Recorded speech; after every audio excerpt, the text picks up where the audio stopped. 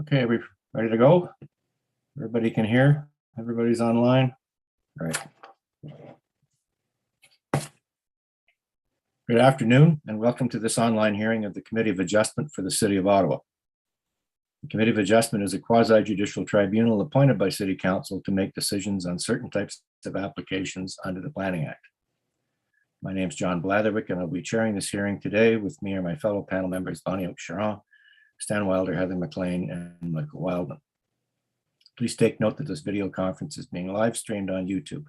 The video will be archived along with today's agenda on the city's website.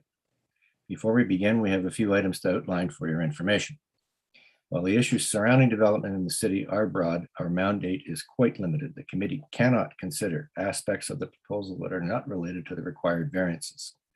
Noise, pollution, property maintenance, property values, prosecution for illegal construction, personal comments regarding neighbors, agents, or applicants, additional variances without proper public notice. If there is an identified need for an additional variance or variances, including an increase in the extent of the relief required, a recirculation of the application is required.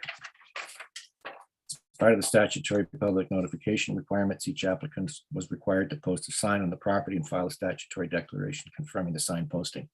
We have received one, which means I'm going to have to administer an oath to all other applicants and or agents before we can hear their item. Regarding quorum, if this is lost during the hearing due to technical difficulties, the proceedings will be paused to allow time for the resolution of the issue. Failing the ability to reinstate quorum, hearing of the items remaining will resume at the outset of the next regularly scheduled meeting of the committee. In terms of the hearing process, listed on the agenda and appearing on the screen are the applications we will hear today. For the sake of efficiency, the committee may deal with agenda items in a different order, and that will happen today. Note that the committee members have reviewed the application materials prior to this hearing and any written submissions received in support or in opposition. In addition, the committee will hear today oral submissions from any interested parties as part of our proceedings. The committee may ask for a brief presentation by the applicant, followed by questions from the members where clarification may be needed. The public submissions portion of the hearing will then begin, and any interested parties will be invited to make their submissions to the committee. Panel members may then ask follow-up questions where added clarification may be required. When you are called upon to provide your comments, we will ask you to do the following. Start with stating your name and municipal address for the record. We may ask you to spell your name. Then begin your submission by addressing your comments to the panel members. You may ask questions, but please direct them only to the chair. Please limit your comments to a maximum of 5 minutes. Any exceptions will be at the committee's discretion. Once all interested parties have had an opportunity to address the panel, the public submissions portion of the hearing will then be closed. The committee will then make an oral decision to either grant or deny the application. The committee may also choose to reserve its decision. In such case, the panel will deliberate further on the evidence presented immediately following adjournment of the public hearing. In either case, the committee will send within 10 days of its decision, and to all the parties and those who have requested it, a written decision that sets out the reasons for the decision. All decisions of the committee are subject to a 20-day appeal period, during which the decision can be appealed to the Ontario Land Tribunal for a fee. Before we begin, are there any declarations of interest regarding any items on this agenda or the agenda for panel 2 or for panel 3 today? Mr. Chair, on item 9, I'll be declaring an interest. The agent for the proponent on item 9 is an associate, an acquaintance of my wife. So out of an abundance of caution, I won't be participating in that item. Okay. Thank you, Mr. Weldon. Anybody else? Okay. We have some minutes to adopt. As a panel, the minutes of July 7th and July 21st. In regards to the minutes of the July 7th hearing, any amendments necessary to these minutes? All in favor of the minutes as provided? The minutes are adopted. And regarding July the 21st, any amendments needed to these minutes as presented to us? All in favor of the minutes of July 21st as presented? Minutes are adopted. Thank you. We'll now begin the application review process with adjournment requests. And there is one adjournment request today, and that is item number 1 on the agenda, which is 1 Donald Street. And the adjournment request has been filed by the planning department. Is the planning department representative there? Yes, Mr. Chair. Ms. McCullough, could you please give us the rationale for your adjournment request for this application? So originally the adjournment was requested because planning department has concerns with installation of a permanent structure in the floodplain overlay and reduced setback from the normal high water mark. And further, during the conversation with the applicant, the planning department will be in conformity for 2 weeks adjournment to provide the revised report regarding the items that the structure will be seasonal and temporary. And we will also provide the wording for the conditions regarding seasonal operation and the time frame for it. So the department's position now is that there is no need for site plan? Taking into consideration that the applicant confirmed that the structures will be seasonal and temporary, no, there is no need for site plan. All right, thank you, Ms. McCullough. You're welcome. Ms. McQuaig, you're representing the applicant. I am, Mr. Chair. Your address for the record, please. 24 Kirkstall Avenue. And the manner of the adjournment. Through you, Mr. Chair, we did have a meeting with staff this past Monday, and both staff and myself are in agreement with a 2-week adjournment to the next hearing date on September 1st. Okay. All right. Any questions, comments from the members regarding this adjournment? Okay. Before we decide on the adjournment request, Ms. McQuaig, I'm just curious. I'm familiar with the site. I'm also familiar with the parking situation in and around the club. Is there going to be, has there been done a parking demand study to assess the impact that that this extra capacity is going to add to the parking situation on the nearby streets?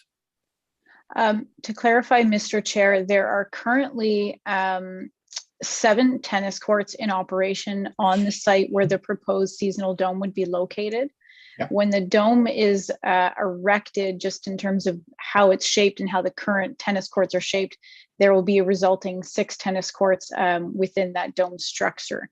So the actual demand for parking will be no different than what is currently demanding of that site. These courts will be open year round, will they not? Correct. And they're not at the present moment. No, they are permitted So during there will the be a summer. difference in, there will be a difference in parking demand, Ms. McQuaig. And again, I ask, is there going to be any parking demand study undertaken? There was no Yeah. parking demand study required by the city, so one had not been done, no. Okay, all right. Thank you. I just wanted clarification on that. All in favor of adjourning this application until the 1st of September this year? All right, application's adjourned. Thanks very much. Thank you.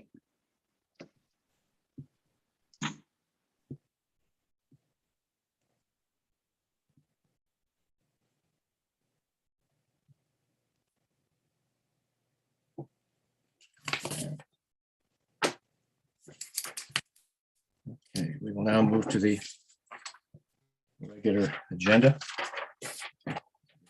Second.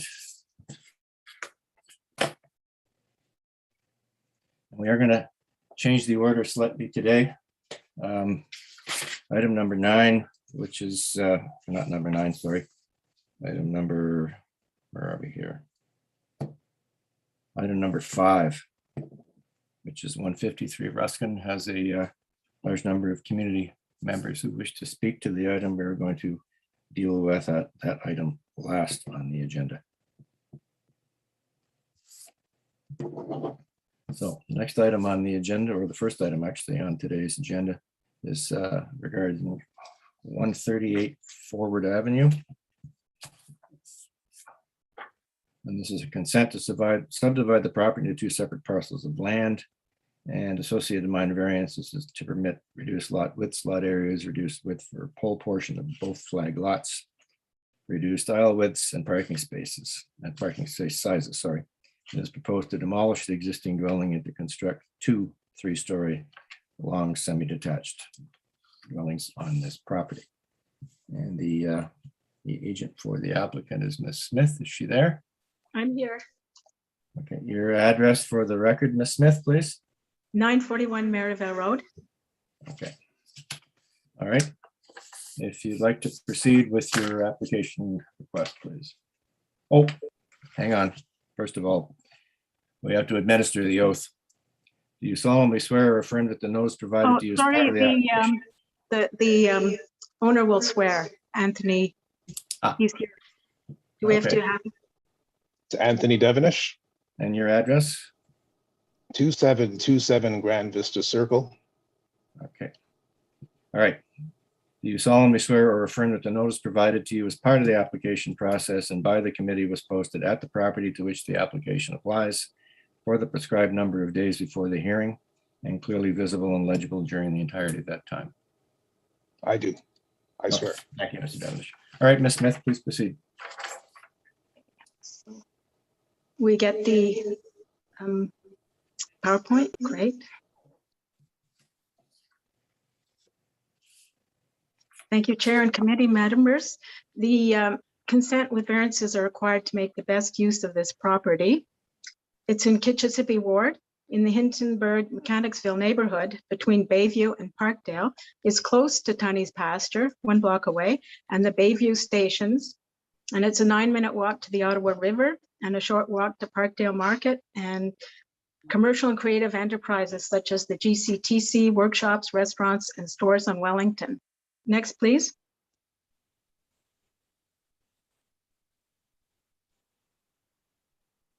Next. This area has been underutilized and is currently undergoing rapid development.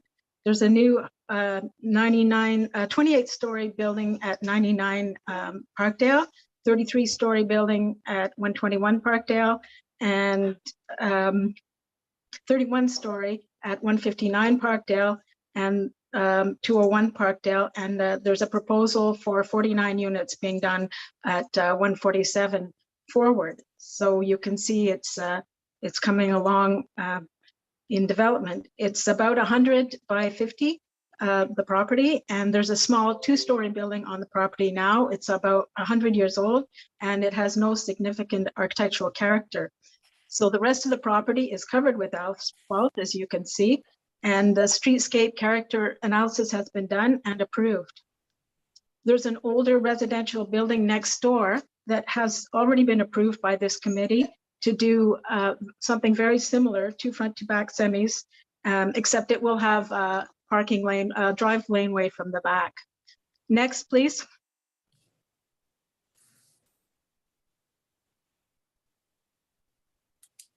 The property is in the R4 UD zone, and this zoning permits and supports the proposed buildings. To the west, it backs onto Parkdale, which is a design priority area. And on the north side at 136 Forward, there's the same zoning, but one property north of that, there's an R5L zone with a height of 19 meters. So across the street is R4 UD zones, but this project will be a good transition to the lower R4 UD zones. The zoning allows for a wide mix of residential building forms ranging from detached to low-rise apartment buildings, no more than 4 stories. Next, please.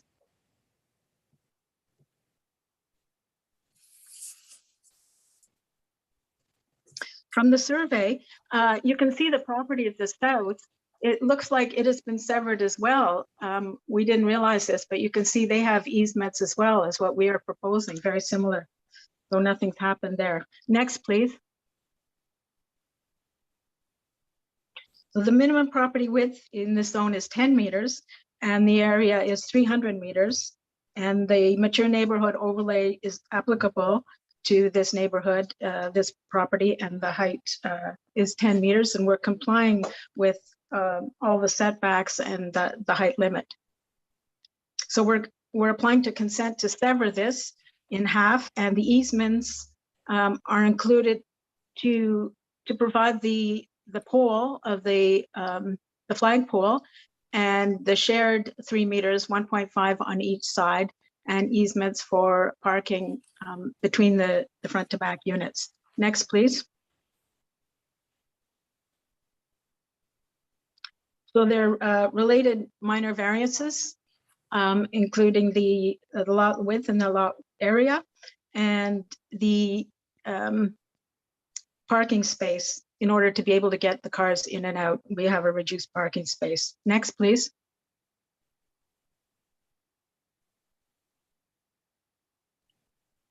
The building on the right is the subject property with the asphalt beside it. And you can see that the scale of the neighborhood is low rise. Next, please.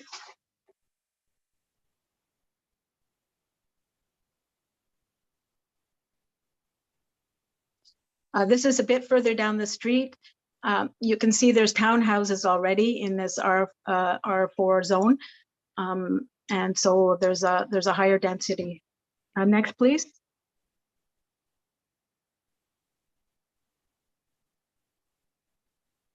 And this is just across the street. There's an apartment building across the street. Next, please. So we discussed 3 options with Jeff Nadeau earlier, who was the previous planner. And we looked at parking access from the back, like the property to our north, and garage parking, and our proposed design. And we decided that this proposed design is the best and most innovative. And the current planner, I've been discussing it with him, and he doesn't have any objections either.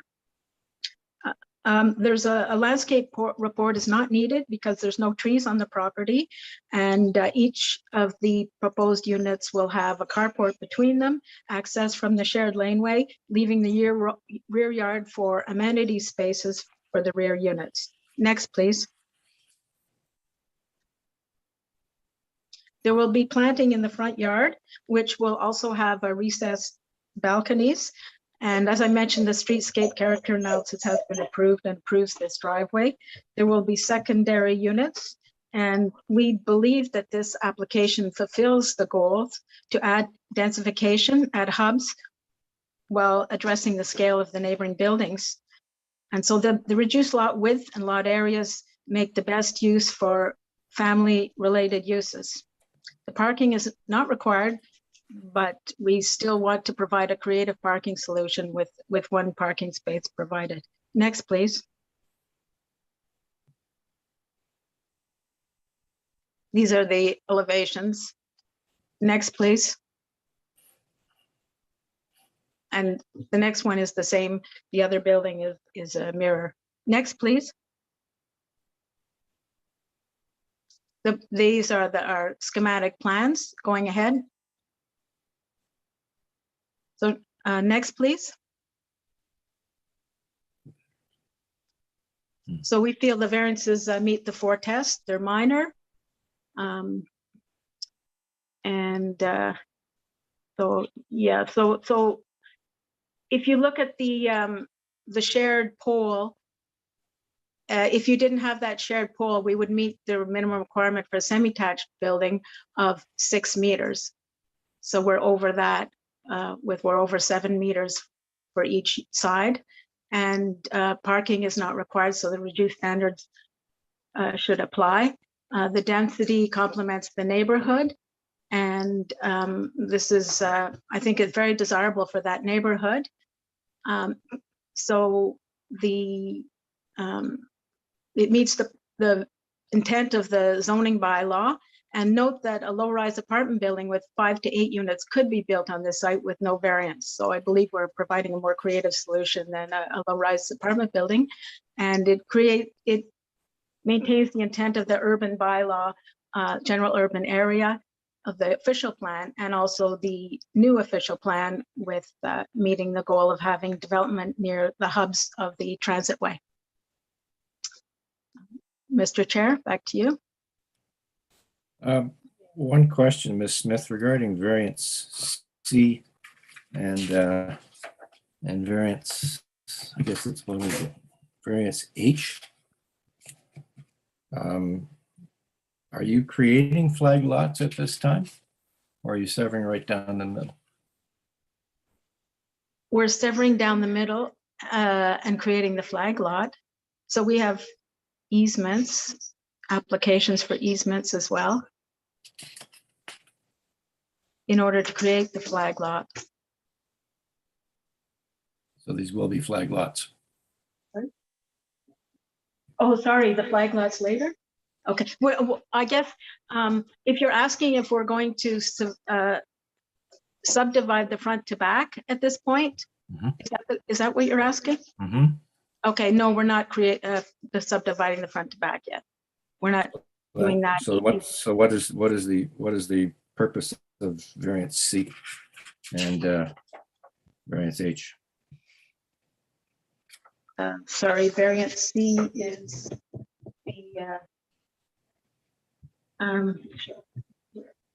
the to reduce the pool portion of the flag lot. Well, this is a back to front semi, right? Each one is a back to front semi. But you're not severing them back to front. You're severing into two parcels. Right, so we're creating a back to front semi. And later we will be subdividing, but still to create a back to front semi, we need that pool, whether it's subdivided now or later. Okay, and this is advice you got from the planning department? Well, we didn't discuss it. I'm not sure what. Just taking you're taking this in the zoning bylaw. Yes, from the zoning bylaw, yes. Okay, because there was some. We need 3 meters. We need 3 meters to create a back to front flag lot. And we only have 1.5 on each side. So we've combined the two 1.5s to create the 3 meters. So that's why we're asking for that variance. All right, okay. Mr. Wildman, you had a question? Yeah, I heard the comments on the, I guess, in a way they would relate to variances E and J, the smaller parking. It's a fairly narrow entryway coming into those. Have you put a vehicle turning template down to see if you can actually get a vehicle to fit in those parking spaces? Well, we would put, yeah, that's why we're asking for this reduced size. We're looking at 6 meters behind the vehicle. That's why we're asking for the reduced size of the parking space for a small car. Yes. And we took 6 meters, which is the standard in a parking lot to have Yeah, 6 meters. I understand what you're asking for. I'm asking you if you've put a turning template down to see if you can physically turn a vehicle into that spot. I haven't exactly put it down yet, but we also have it's very wide now, you know. That's why we have it wider than the minimum required, because so they can turn on an angle. I have not taken the time to put a circle on it, but I'm sure Okay. with. Thank you. Ms. McLean, you had a question, comment?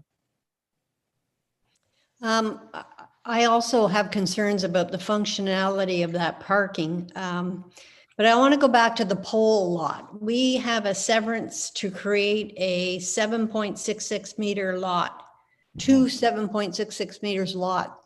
We don't have a severance to create a reduced width of 1.5. So I'm not sure. I maybe ask planning staff for a comment on that variance. Certainly, through you, Mr. Chair, the variance for the reduced pole width is not required at this time because we're not severing the long semi from front to back. The way the zoning bylaw is written is we don't have to apply it at this time. It only is triggered when we have a severance for the actual dwelling, one individual dwelling itself. That being said, given that there is an intention to sever the lot in the future, it is our preference to include or keep this variance in the application and deal with them at the same time. Thank you, but I think I would be more comfortable in dealing with a variance when we have the proper applications in front of us. I'll just make that comment. Back to the parking. How do you enforce a small car parking space? If it's your intent to sell these off in the future, which is I think what I'm hearing, how do you enforce a small car parking space? And when it swings, it's going to swing into the entranceway of the unit at the back or the unit doorway. Well, they could only fit a small electric car in that space. So why wouldn't you put the parking coming off the rear lane like the project next door? To be honest, we don't really think that's feasible. When you look at the aerial view, you can see there's impediments already in that laneway. Sorry, but I question that solution.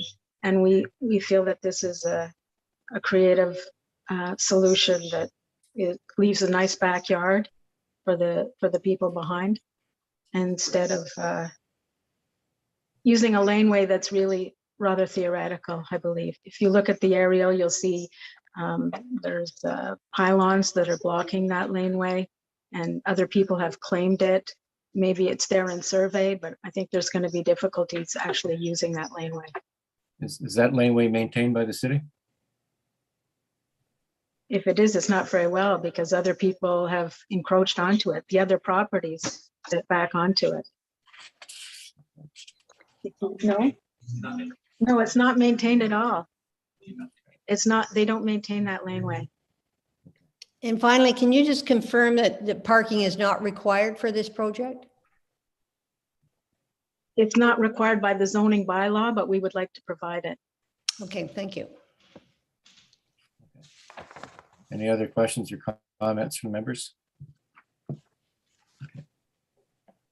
Ms. Smith, you're aware of the conditions that the department is requesting: cash in lieu, existing dwelling removed, independent services guaranteed, grading and drainage plan, joint use and maintenance agreement, existing dwelling demolished with permit, and either a noise attenuation study or a warning on title. Yes, Okay, and hydro standard comments for maintaining offset clearances you're also aware of, I take it? yes, Okay. Okay, so there's going to be 8 units in total on this site? 4 With units secondary- plus 4 SDUs? to include the secondary units, yes. And are those secondary units single bedroom or 2-bedroom units? Single bedroom. Okay. All right. Okay. I think what we're going to do in light of the presentation and the information we received is we're going to reserve on this application.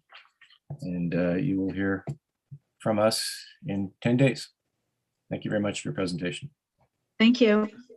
Thank you.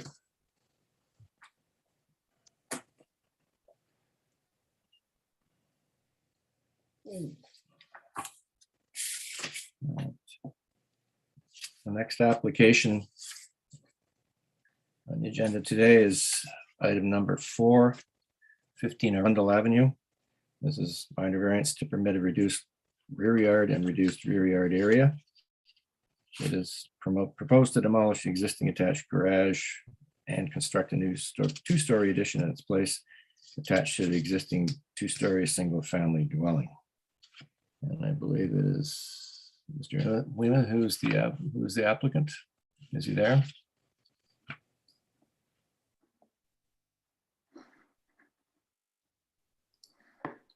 Can you hear me? Yeah, we're going to have to administer the oath to begin with.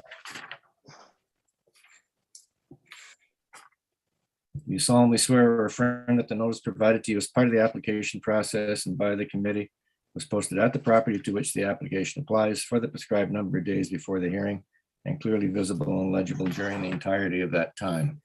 I do. Okay.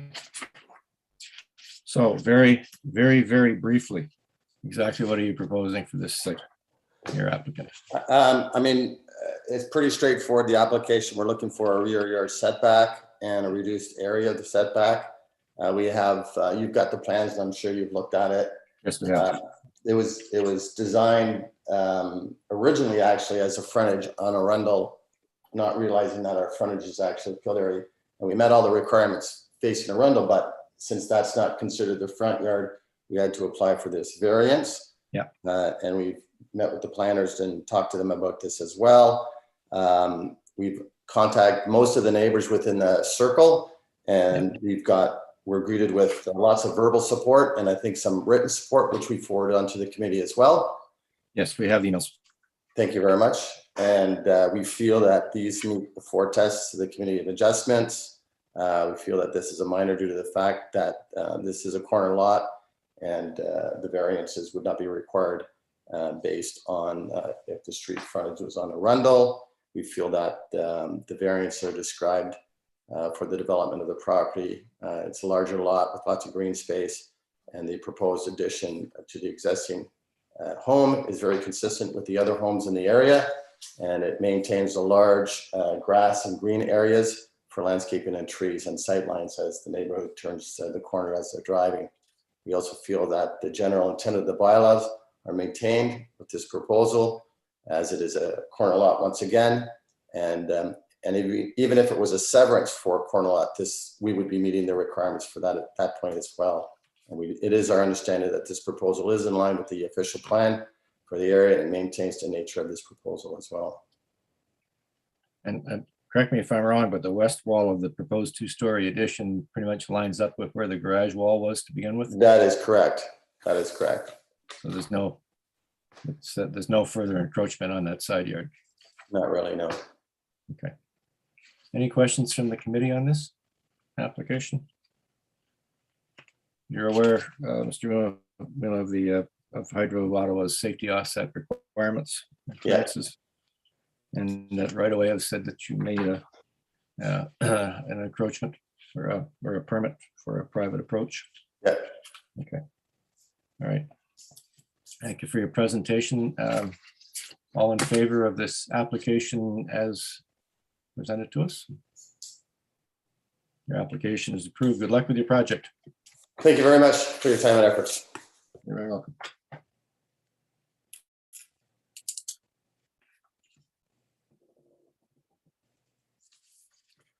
Next application we'll deal with is item number 6.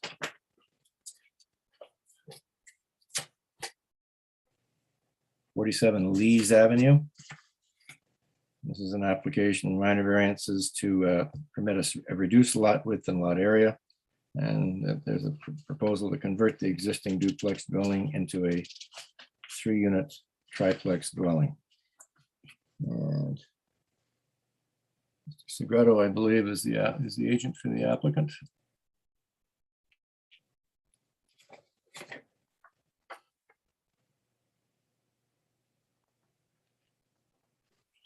Good afternoon. Good afternoon. Mr. Segreto, before we begin, do you solemnly swear or affirm that the notice provided to you as part of the application process and by the committee was posted at the property to which the application applies for the prescribed number of days before the hearing and clearly visible and legible during the entirety of that time? I do swear. All right. If you'd like to give us a very brief presentation on your applicant's, the owner's application, please.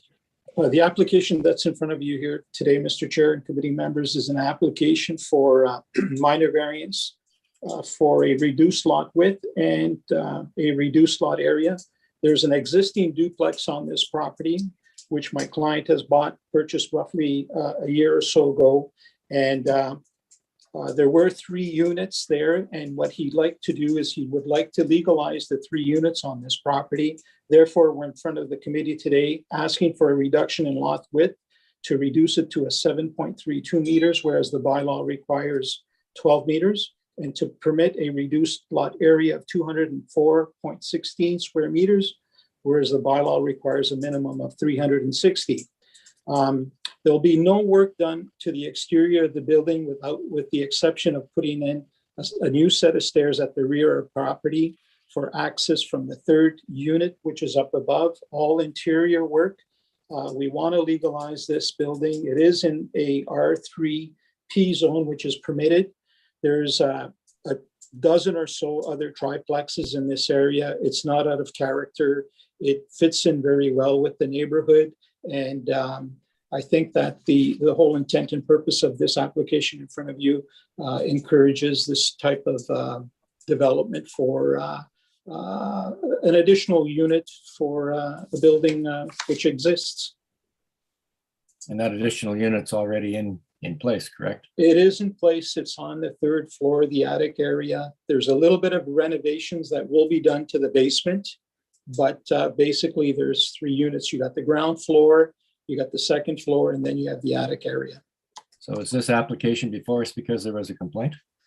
No, it isn't. It's just that the owner decided to legalize this building, and he wants to make it operating as a triplex. Okay. All right. Any questions, comments from the members? You note that there's a correspondence from one of the neighbors in support, and the community association is also in support of the application. All right. All right. All in favor of granting this application as presented to us? Application's granted. Good luck with your project, Mr. Segreto. Oh, and by the way, one comment in your correspondence to the committee, you referenced the provincial policy statement 2005. I'm sorry, sir. It should have been 2008. That was replaced by 2014 and subsequently replaced by provincial policy statement 2020. And we were going to ask you to kindly compare the 2005 to 2020, but we're not going to do that. So you may want to amend the text a little. All right. Thank you very much. Thank you, Mr. Segreto. Thank you.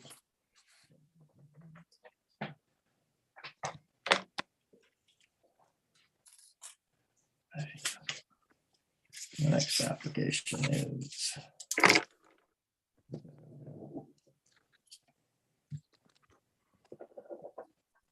Next application before us today are items 7 and 8 on the agenda. 304, 304A, 304B, Iona Street. A consent to subdivide the property into 2 separate parcels of land in order to establish separate ownerships for the proposed semi-detached dwelling. Minor variances to permit reduced rear yard area, proposed to subdivide the property into 2 separate parcels of land for the construction of a semi-detached dwelling. The existing dwelling is to be demolished. The agent for this application, I believe, is Ms. Dabu. Is she there? Good afternoon. And we will have to administer the oath. Do you solemnly swear or affirm that the notice provided to you as part of the application process and by the committee was posted at the property to which the application applies for the prescribed number of days before the hearing and clearly visible and legible during the entirety of that time? I affirm. Okay. And if you'd like to make your presentation, please, on this application. Absolutely. I believe the committee coordinators have a presentation from me. Thank you.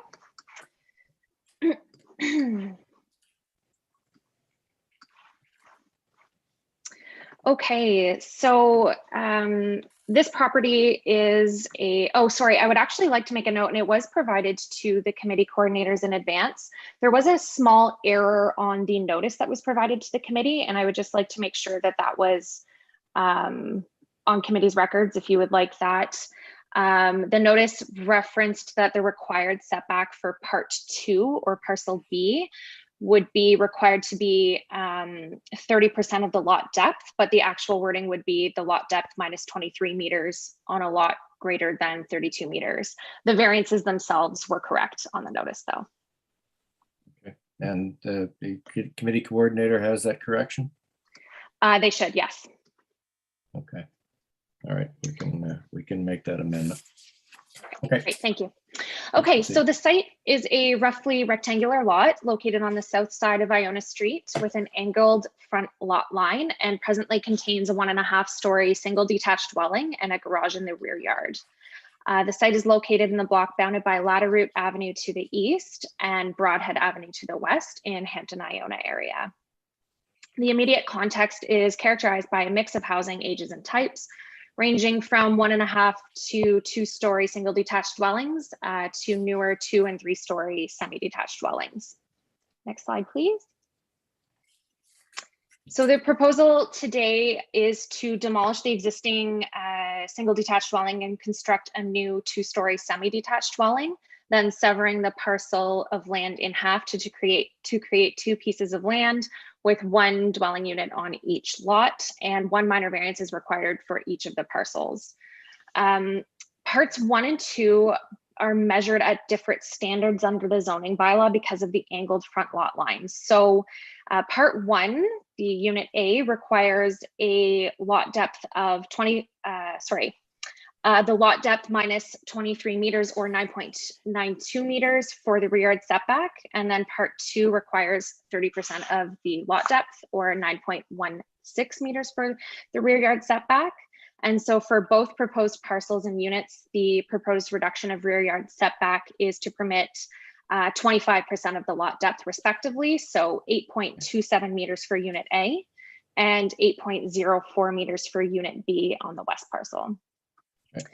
Each of the lots do meet, each of the rear yard areas do meet the required 25% of lot area under the zoning. Okay. So the rear yard setbacks requirements really respond to the angled front lot line. As you'll notice, the setbacks in the front yard are more generous than the requirements under the zoning because of the angled. So, and then the garages are pushed back even further from the lot line to accommodate the required setbacks under the zoning. So,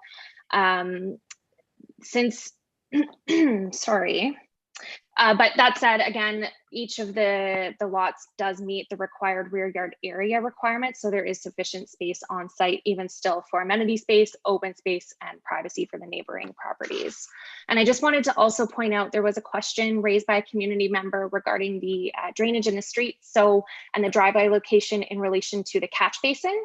So it's a bit faint on the site plan, but the catch basin is, there is no conflict with the driveway and the catch basin, and this has also been reviewed by a consulting engineer for the property as well, and will be reviewed by the city. The catch basin is between the driveways? The catch basin is on the west side of the parcel B driveway. Okay, so next slide, please. So this is just the elevations for the property. As you can see, the front porch and front door of the property is set closer to the street, with the garage set further back, meeting zoning requirements. And the dwelling does meet the maximum height requirements set out by the zoning bylaw, and is of a materiality and scale and massing that is quite compatible with the neighborhood context. The next slide shows the side elevations. So the proposed windows along each side of the elevations were quite minimal and have been designed to ensure that there's no windows within the required relief area for the rear yard setback. And that's to, of course, avoid any potential overlook or privacy concerns for the neighboring properties. So given these factors, the requested variances do meet the 4 tests under the zoning bylaw, or sorry, under the Planning Act, and are minor, meet the intent and purpose of the zoning and OP, and are desirable for the appropriate development of the lot. And again, with the rear yard areas both meeting the requirements under the zoning, there will still be provision of adequate amenity space and open space in the rear. The next slides will just show the draft R plans. So again, the primary consent is to sever parcel A, retain parcel B, so parts 1 and 2. And the next slide will show the reciprocal consents to sever parcel B and retain parcel A. Each proposed lot does exceed the zoning requirements. So for lot width and lot area, both lots will exceed zoning, and they do meet the compatibility criteria outlined under Section 5124 of the Planning Act. Next slide just shows a quick overview of the immediate site context. So Geo-Ottawa mapping, the outlines in black are just examples within the very immediate context, showing other examples of semi-detached dwellings and arrays in a range of styles and sizes. And the images shown on the right side of the screen are examples of other semi-detached dwellings within the immediate street context along Iona, as well as along Ladder Route Avenue. And the next slide are some very helpful renderings, which basically show the context of this building in its immediate surroundings, and the compatibility of the materiality and the design to that of its surroundings. We believe that this is a form of modest and permitted residential intensification that is supported by the compatibility criteria of the official plan and does represent good land use planning. If there are any questions, I'll be happy to address them. Thank you, Ms. Doe. And thanks for all the visuals that you provided. It's very, very helpful to the committee. No problem at all. Since we don't do drive-bys anymore. This is a bit easier. Yes, it certainly is. It makes life simpler.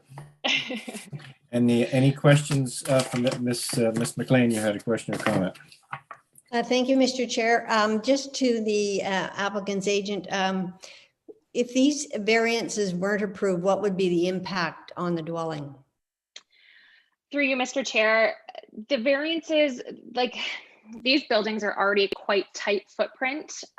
So with the garage being provided in the front and a very modest, I would say, living space on the ground level, it would be quite impactful to the size of the development permitted. Unfortunately, it's impossible without requiring a front yard setback variance to push it closer to the street. Just with that angled front lot line, it does create that development constraint. So this, I think, responds quite nicely to it while still meeting the rear yard area requirements as well. And how far back do they project beyond the houses on either side? So on the west side, I believe it's about 4 feet, and I apologize, I'm just going to pull up the site plan again so I can refer directly.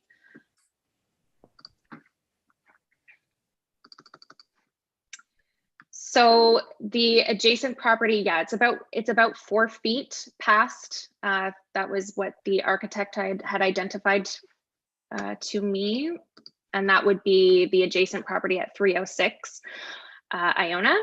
The property to the east is a bit more unique because there is a single detached dwelling that is on a roughly square-shaped lot that fronts onto Ladder Route Avenue. So regardless of whether or not the rear yard setback would require relief, it would still encroach into the rear yard of that dwelling. But the functionality of that dwelling, and I believe the address is 528 Ladder Route Avenue, the side yard would function more as their amenity space for that lot, and their technical rear yard under the zoning functions more as a side yard. If that, hopefully that makes sense contextually based on the site plan. Thank you. You're welcome.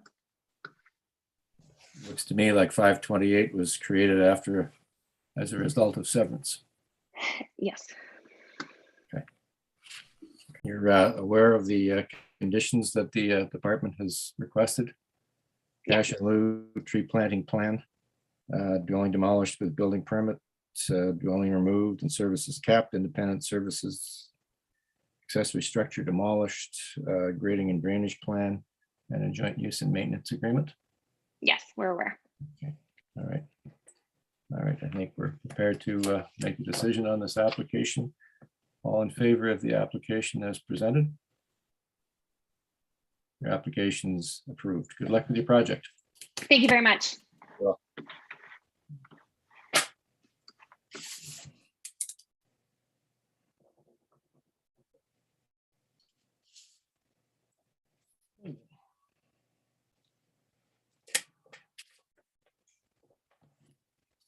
Next application that we'll hear from is item 9 on the agenda. It's 400 and 388 Albert Street and 156 and 160 Lion Street. These are consents and creation of easements and right-of-ways proposed to sever the property in order to create 2 new lots, as well as establish easements in the underground parking garage for access and for at-grade multi-use mid-block connection. The agent for this application is Ms. Libman, and we have the stack deck for this property. Thank you, Mr. Chair. I will actually be appearing today, not Ms. Libman. So it's Ursula Melinz, M-E-L-I-N-Z, first initial U. Okay, and your address for the record? 427 Laurier Avenue West, Suite 700, Soloway right. Okay. All right, Ms. Melinz, if you'd like to give us your presentation, please. Okay, and I'll go through the slides rather quickly, Mr. Chair, and subject to any comments the members may have. If we could, next slide, please. And so what we have here is a development proposal for what is almost the whole of a block in the downtown core city of Ottawa. So we are bounded by Lion, Albert, Bay, and Slater Streets. The exception is the northwest corner where there are 2 existing low-rise apartment dwellings. They remain. The site is currently vacant. It's used for surface parking. What is being proposed is we have a visual here on the right side of the slide presentation, and this is a view from the north looking southwest. 3 towers are proposed for the site. Next slide, please.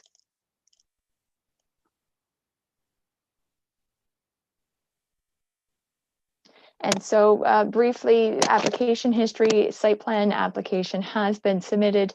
There was also a zoning amendment that was granted, and there's currently an additional zoning amendment being sought in order to permit hotel as an additional permitted use. So the diagram we have before us, the bottom left corner is what is known as Tower C, and that is seeking approval now in order to add hotel as a permitted use.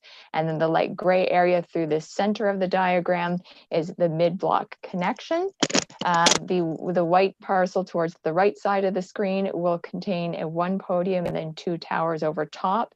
And then the black lined hatched area on the corner, that will actually become at the corner of Albert and Lyon, that is actually proposed to become an urban parkette. Next slide, please.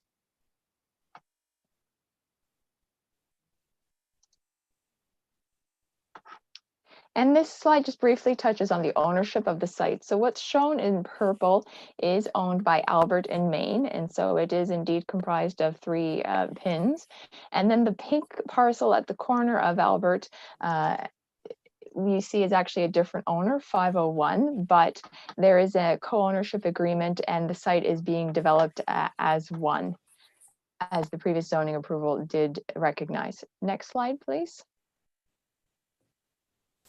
The pink portion will become relevant when we talk about the number of consent applications that have been submitted. So this is just a brief site plan. As I mentioned, the key element that we need consent for is the mid-block connection between the 2 parcels. Below grade, the buildings will actually be joined by underground parking, and there is the requirement for a parking garage ramp, which we see basically at the center of the block, the bottom of the page, and that parking garage ramp will be used by both parcels. The retained, which is to the right side of the screen, and then the severed, which is to the left side. We are also identifying at this time the parkland block, the right-of-way widenings, and the corner site triangles, just for the purposes of being identified on the survey and at this time, but we ask that they be specifically dealt with through the site plan approval process. Next slide, please.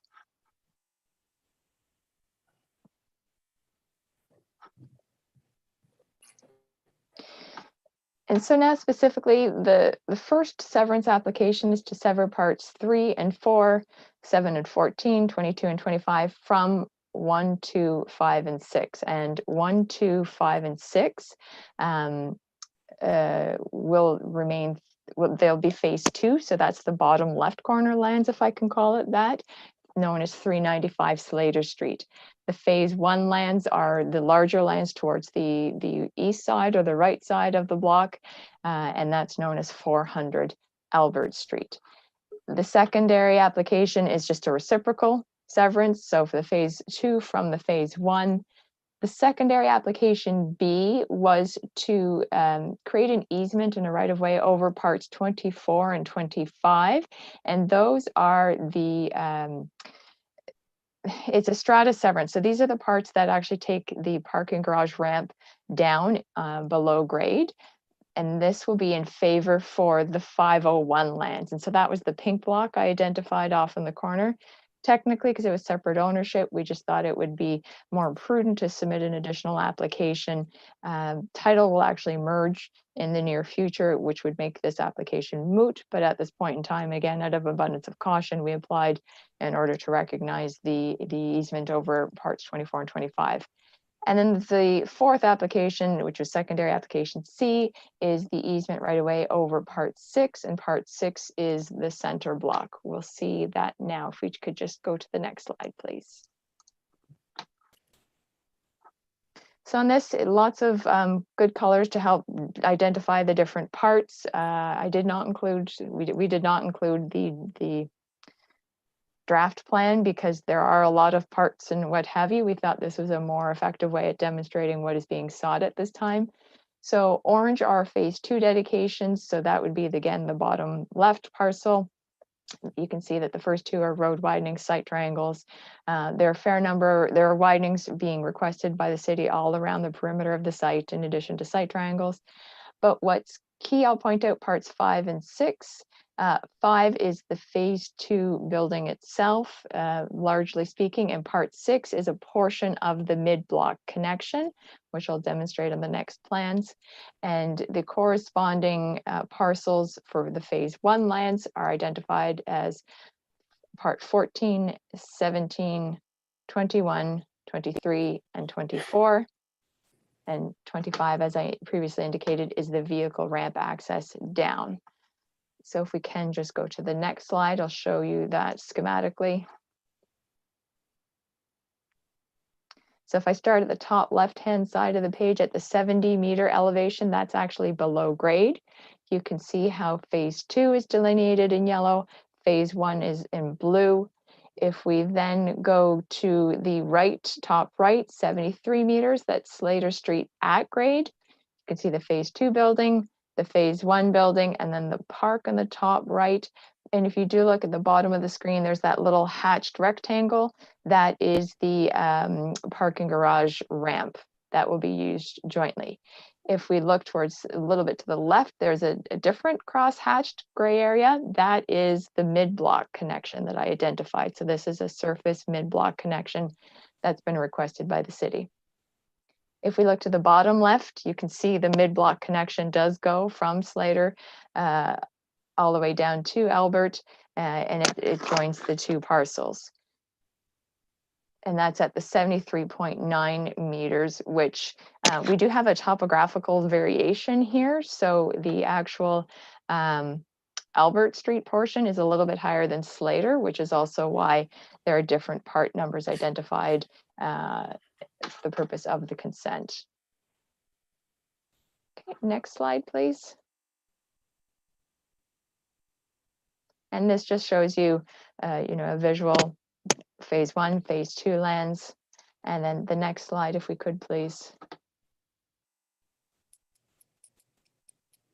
Phase 1 and the phase 2 lands, and it shows you, gives you an idea of the mid-block connection and how the grade change does indeed change from Albert to Slater. So it is our opinion that the consents are appropriate according to the Planning Act and all applicable tests. They will assist in the development of 2 new developments in the downtown core. We're in 1 block south of transit. This is exactly the kind of development the City of Ottawa would like to see. And then the mutual access mid-block connection was requested by the city, but is also going to help the site function more efficiently. We therefore respectfully request that the committee grant the consents requested. We are aware of the draft conditions, which includes a joint use maintenance and operating agreement. We accept that, and confirmation of separate servicing.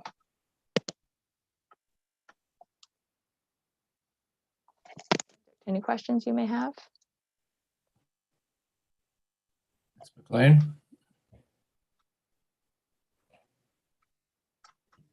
Thank you, Mr. Chair. I just wondered, Ms. Malentz, is there any other city planning processes available to deal with this type of a severance? And I'm thinking, is there part lot control or plan a subdivision? And no, there's not. And it's also a question of timing. At this point in time, there is a desire to sever the land so that phase 2 lands can be transferred, and this is the appropriate process. I mean, strata consents are indeed permitted under the Planning Act. I do know that the draft official plan even contains wording, recognizing that this is a way in which development can and should proceed. And we are seeing it more and more frequently as we do come forward with these urban sites, whether it's joint driveways, accesses, etc. The development is becoming more complicated, and so we're seeing the need for more and more consents like this. well, I think that's my point. This is it seems to be a complex site, and I'm wondering whether or not the consent process is the appropriate process. And the Planning Act is rather vague on strata severances. But just for a better understanding, do you have I don't know whether it'd be called a 3D or something that shows the severance line that comes down through the garage and just to give us a better sense, because it's very difficult to read different part numbers on a plan and try and put them together. So how straight is that vertical severance line coming down through the properties? For the parking, between phase 1 and 2, it's very straight. It's a straight line down. Which part number, which applications would those be then? Because to tell you the truth, it's very confusing and a bit complex. So if we turn back to the blue and yellow slide, it was slide 8 in the slide deck, if we could pull that up. Maybe.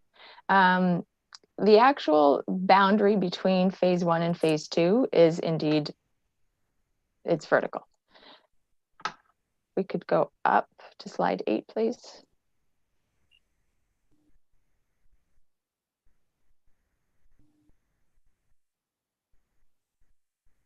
Nope, up please, that was down. One more time. Okay, so here, the delineation between the blue and yellow, it's a vertical, if we look at the top left, that delineation, it is indeed vertical. Phase 1 will be phase 1, phase 2 will be phase 2. And what part number, what applications are those then? That is, so phase 1 is parts 3 and 4, 7 to 14, 22 and to 25. And no strata? Not for the actual separate ownership, correct. There's no strata required for separate ownership. The strata is only required basically for the easements, the right-of-way. And so just to finish answering your question through the chair, the phase 2 lands are 1 and 2 and 5 and 6. So again, ownership is straight vertical. Where we needed the strata was the parking garage ramp. And that is, if we go to the bottom of this slide, we see the rectangle that comes off the bottom. That is the parking garage ramp that is identified on the plan provided by the architect. And I can look at it because I know he did indeed identify the heights.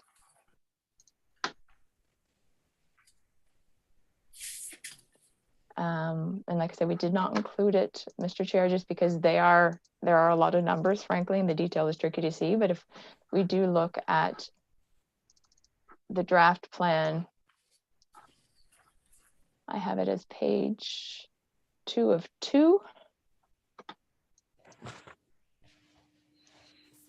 It was along the top of that page that the ramp was shown. So that's strictly for an easement? That is correct. It will remain in the ownership of phase 1. So the ownership is the ownership of the driveway or the ramp in remains with the building? Correct. You're granting a strata easement right away to the other buildings? Correct. And this is partially requested by the city as well as for a more efficient use of the land. It's a direction of the city that we reduce the number of curb cuts. And by doing this, both parcels will be able to have access to their respective parking garages off of Slater Street, and there's not a need for a second entrance on Slater or Bay Street in order to access phase 2. So you've done a lot of development applications in the city. Has something like this ever been done through a plan of subdivision? Not that I'm aware of, no. And through part lot control? Could you do this through part lot control? Maybe I'll put it that way.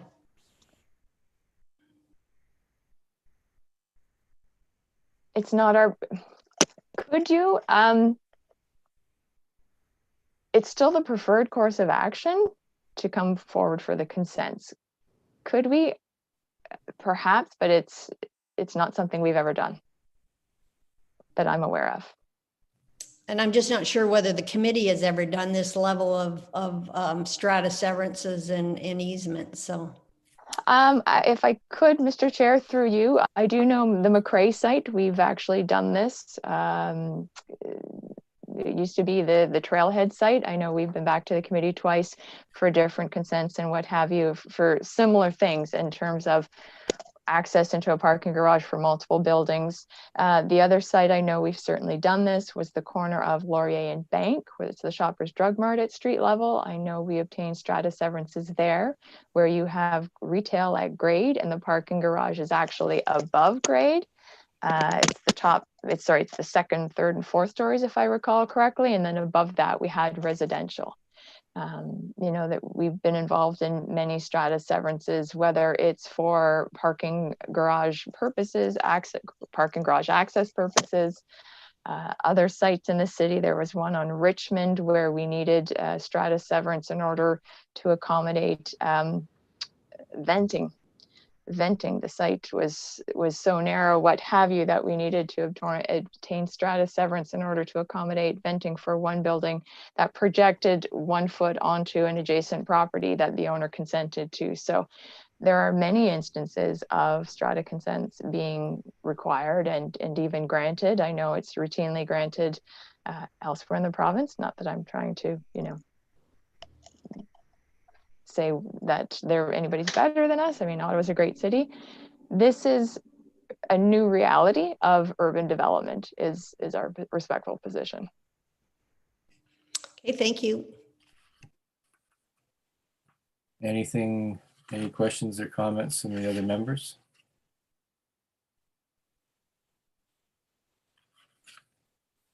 You mentioned earlier in your presentation the conditions for a joint use and maintenance agreement and the independent services need to be confirmed. Anything else, Ms. Mullins? No, if I could just reiterate, Mr. Chair, that part of the reason the consent has been brought forward at this time is that they are interested in transferring the phase 2 lands to another entity, and then the sites can be developed jointly as required and yet independently for their separate uses as well. Okay. All right. I think what we're going to do is reserve on this and discuss the evidence presented amongst ourselves, and you will hear from us in 10 days. Thank you very much for your presentation. Thank you, Mr. Chair.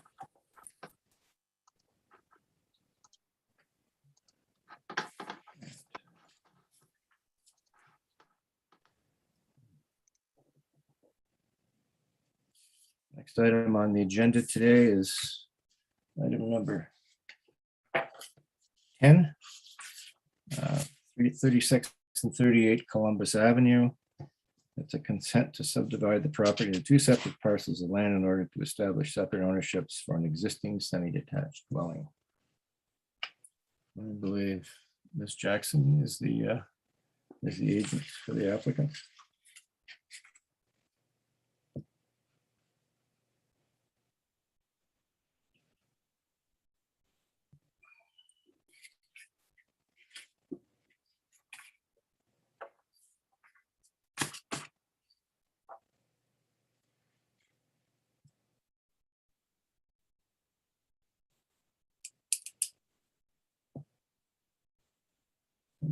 Is the agent there? Can't hear you. Can you hear me now? Yep. Please Okay, identify so yourselves and your address, please. I'm Amanda Jackson. I'm the owner of 36 Columbus Avenue. This is my husband, Brian Jackson. All right. Hi, Brian Jackson, 21 Columbus Avenue. Okay. Thank you. And this is just a simple consent to sever an as-built semi. That's correct. Okay. You're aware of the conditions from the planning department. Independent services are required. A joint use and maintenance agreement, a noise agreement registered on title, and Yes. the requirement for a 1-hour fire separation from building code services. Yes. Okay.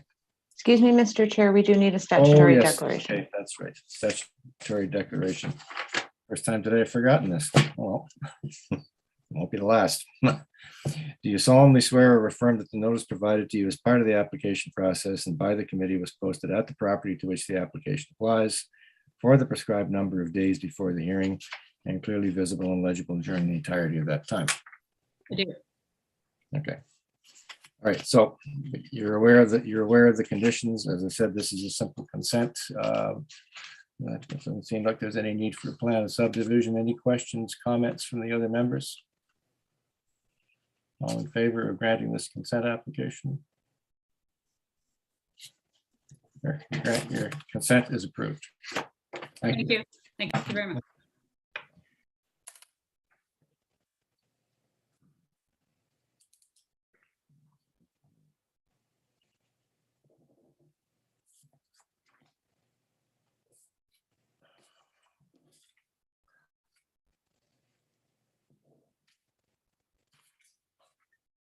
We'll now deal with item 11 on the agenda. 438 Byron Avenue. This is minor variances to permit reduced westerly and easterly side yard setbacks and to permit eaves to be located closer to the westerly side property line. And is proposed to develop the existing attic space, which will include the construction of 2 new shed dormers. And this was an adjournment from July 7th to add a variance. And we now have 3 variances, A, B, and C. The agent, Mr. Dubo, is he there? Your address for the record, please, sir. Sure, it is 14-1 Rue Sateau, Gatineau, Quebec. I'm on the next slide now. I'm going to have to administer the oath. Do you solemnly swear or affirm that the notice provided to you as part of the application process and by the committee was posted at the property to which the application applies for the prescribed number of days before the hearing and clearly visible and legible during the entirety of that time? Yes, sir, despite the windy days. Okay. All right, if you'd like to make a brief presentation and note the amendments to the variances from the last time we met. Absolutely, thank you. I believe the coordinator has my, this is nowhere near as good as the other ones, but essentially so the synopsis of the application in light of the recent zoning change, in light of the Westboro development overlay, essentially calls for a few changes to our application, namely the reduced western interior side yard setback, which previously was 0.49 meters, it's now 0.45. The eave on the western yard is fairly close as well, which is required to be 0.3 meters. It's actually going to be 0.09. And lastly, this is a new item. The eastern interior side yard setback is we need 1.17 meters, even though the bylaw now calls for 1.335 meters. Essentially, our proposed construction, if you look at the next slide, is, well, from the perspective of Byron Avenue, is essentially 2 shed dormers on the existing attic space. The intent here is to minimize the form factor because the house is indeed only 17 feet wide and 33 feet deep. Our homeowner would like a little extra space up there. So we decided to give him 2 shed dormers up above to provide the necessary headroom and facilities for auxiliary use. So we intend to preserve the architectural integrity of this building by essentially matching all of the materials massing of the existing. The only exception being is this new wonderful window on the street side to provide ventilation and natural light. If you look at the next slide, in order to meet building code services, we had to provide a means of egress on this side, which is what the point of that window is there. Otherwise, we want to depend on our 2 skylights on either side to provide the majority of lighting condition for that space to prevent on-look with the neighboring house. Also note that the eaves and overhangs are all to match the existing to minimize any sort of encroachments or drainage conditions. If you look at the next slide, it just shows the essentially the non-changing or modifications to the existing hydro. So we intend to keep everything exactly the way it is there. And also there will be skylights on that side as well because Mr. Henderson loves lights. And finally, the last slide just shows if you were in the backyard space. Again, it's going to be matching all the materiality, and we'll have an identical window in the back as well. So In order to address the four tests just very quickly, I know you guys have been here a while. I believe it does maintain the intent and purpose of the official plan, namely the Richmond Road Westboro Community Design Plan, which encourages positive infill. It's considered efficient and compact. I feel that this is very much the case because it doesn't necessarily extend upon the envelope, but merely heightens it. To maintain the general intent and purpose of the bylaw, I feel it does as it, well, it's a creative use of space and it's an excellent mixture, provides, better form factor. There's no flat roofs or any of that. And yeah, I do believe it's minor in nature as it doesn't necessarily change the architecture, and there are similar massings along Byron Avenue. I understand why height initially was a concern, but then the rezoning was very gracious and allowed us to exclude that. So hopefully this is okay, and I'd like to address any concerns that anybody would have. Thank you, Mr. Duval. Mr. Wildman, you had a question or comment? Yeah, two questions. You mentioned at a high level in your presentation the clearance from hydro. I just for the members of the committee here, you are able to maintain the required clearance that hydro has identified for you? I believe so, and I'm actually going to be discussing. I did get a copy of that memorandum from you guys, so I am gonna, I believe it's Jody Soprano that had sent that notice out. So I'll be in touch with them directly to see. It's my first time doing this one. What's required for that, but I'll ensure that that's preserved. So you haven't received permission from hydro? That is a good point. Yes, so that'll be my next step. Well, I think our next step, quite frankly, is to adjourn this application until such time as you've had the discussion with hydro. Okay. Because I don't think we are, I'm not know about the rest of the members of the committee, but I'm not comfortable moving forward because there could be a resulting design change to your dormers, which, we're going to approve an application. We have to approve based on the plans filed. And those might change if hydro is determined that the clearances they require, you're not going to be able to meet with your current design. Okay. Is it possible, I'm not familiar with the turnaround times of this, but I can address this immediately if it's possible. Well, the next hearing is in 2 weeks. That'll be on the 1st of September. Mr. Secretary Treasurer, do we have space on the next agenda? Yes, Mr. Chair, there is room on the agenda on September 1st. Okay. So, Mr. Duval, we can accommodate you on the 1st of September, and that should give you adequate time to deal with the clearance issue with hydro. Okay, thank you very much. Assuming. Chair, I have a follow-up question, if you don't mind. Please. The clearance for the eaves, how will you maintain those eaves with that amount of clearance? How will you get up to them to unplug them, for example? Oh,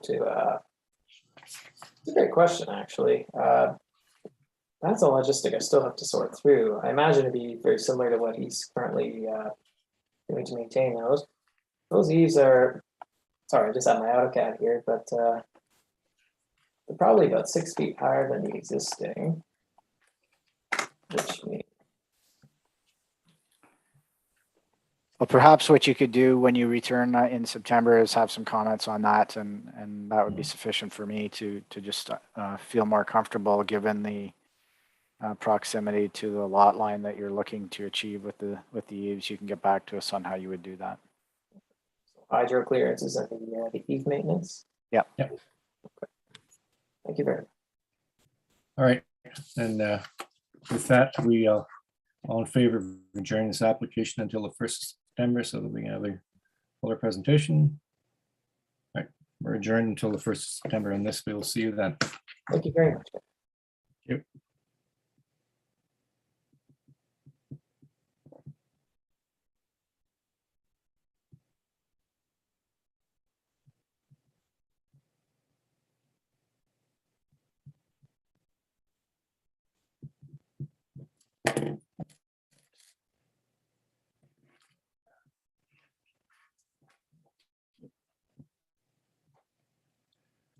The next application on the agenda will be item 12, application number 1252 Garland Street. Minor variances to permit reduced front yard and rear yard setbacks, reduced landscape area widths, and a reduced communal amenity area. It's proposed to demolish existing building and to construct a 4-story mixed-use building containing 1 ground floor retail space with 12 residential units above. And this is an adjournment from July 21st. And the agent on this application is Ms. Doe again. Hello again. Back. I'm back. I didn't go far. Should have dealt with those 2 applications in a row. Oh, well. So we'll have to go through the oath. Do you solemnly swear or affirm that the notice provided to you as part of the application process and by the committee was posted at the property to which the application applies for the prescribed number of days before the hearing and clearly visible and legible during the entirety of that time? I affirm. Okay, so we are back after a short adjournment on this application, so please proceed. Okay, great. I have some presentation slides for this one as well. Hopefully enough visual materials as well for this one. So, sorry. This is a site in an interior lot fronting onto Garland Street. Presently contains a vacant 2-story building in the Hintonburg neighborhood, and it's located just northwest of Wellington Street West. Of course, this is a vibrant urban neighborhood that's very walkable to the commercial and retail areas to the south along Wellington West, and it's within the 400-meter buffer area of the Bayview LRT station. So this is a location that does provide excellent opportunity for residential infill intensification. Okay. So next slide. This is a development, as you had mentioned, of a 4-story building with ground floor retail space and 12 apartment dwelling units. It's a permitted use for the local commercial zone. It's currently being reviewed through the site plan control process. We have gone through 3 rounds of city review, and I've just been informed by the city's planning reviewer yesterday that the comments have been satisfied, and so we are waiting their confirmation of this. However, the only thing remaining would be the minor variance applications. Given the fact that it's going through site plan control, we would, just before I get further into the presentation, like to request if the committee agrees that the approval of variances not be tied to the plans. And that would be just in the event that some minor tweaks to the plans would be required through the remaining site plan review, if there's anything minor for infrastructure and so forth. How far along in the site plan review process have you proceeded? So we just completed our 3rd round of review. The city has identified no concerns, as I had mentioned. The only thing that is outstanding is we need to recirculate, because we had done some additional work to satisfy some of the community association's comments to add some additional bicycle parking in the rear and a floor drain in the waste storage area. So the infrastructure update to that has to be circulated, but that would be the final remaining thing. So just to interrupt you for a second, is the planning department okay with us providing or proceeding with this variance, given the fact that the site plan review process has not been completed? Yes. Sorry. Ms. McKeown, go ahead, please proceed. Yes, planning department is okay granting minor variances. So you don't see any problems down the road? No, as applicant has correctly identified that the changes were only to bicycle racks in the rear, and the rest, all the design considering the minor variances are not influenced by these changes. Okay, thank you, Ms. McKeown. All right, Ms. Doe, please continue. Okay, sorry about that. So I'll just go through the required variances. I won't go through them in the order, just I'll instead go through them in the order in which they make sense to explain. So the first and 3rd variances required would be the front yard setback reduction and landscape buffer reduction abutting a street. So the requirement for each of those respective zoning provisions would be 3 meters, and we are proposing 1.5 meters. So this is required in order to accommodate a building envelope that's appropriate while also meeting the ground level rear yard setback requirements to provide appropriate amenity space and soft landscaping in the rear, while also introducing an active street frontage for the ground floor retail use. That will include windows and glazing, and we'll see that in the upcoming elevation images.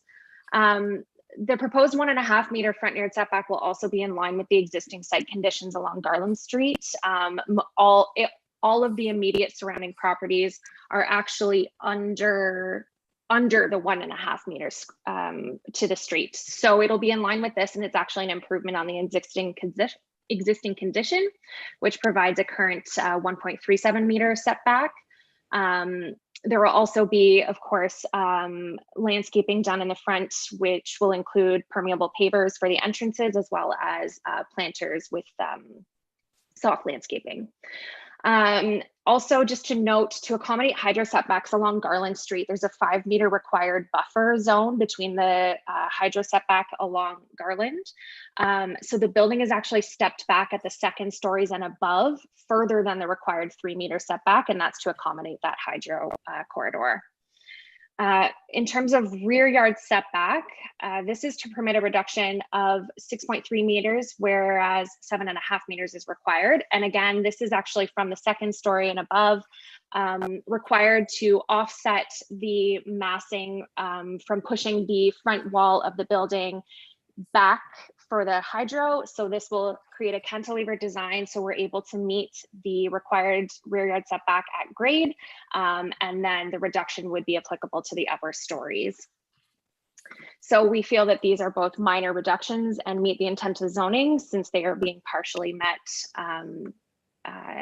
at least some of the levels of the building. So the next slide will show the front and side elevations. Next slide, thank you. So as you'll see, there's a cantilever design with the building stepped back from the street and cantilevering over the required rear yard setback.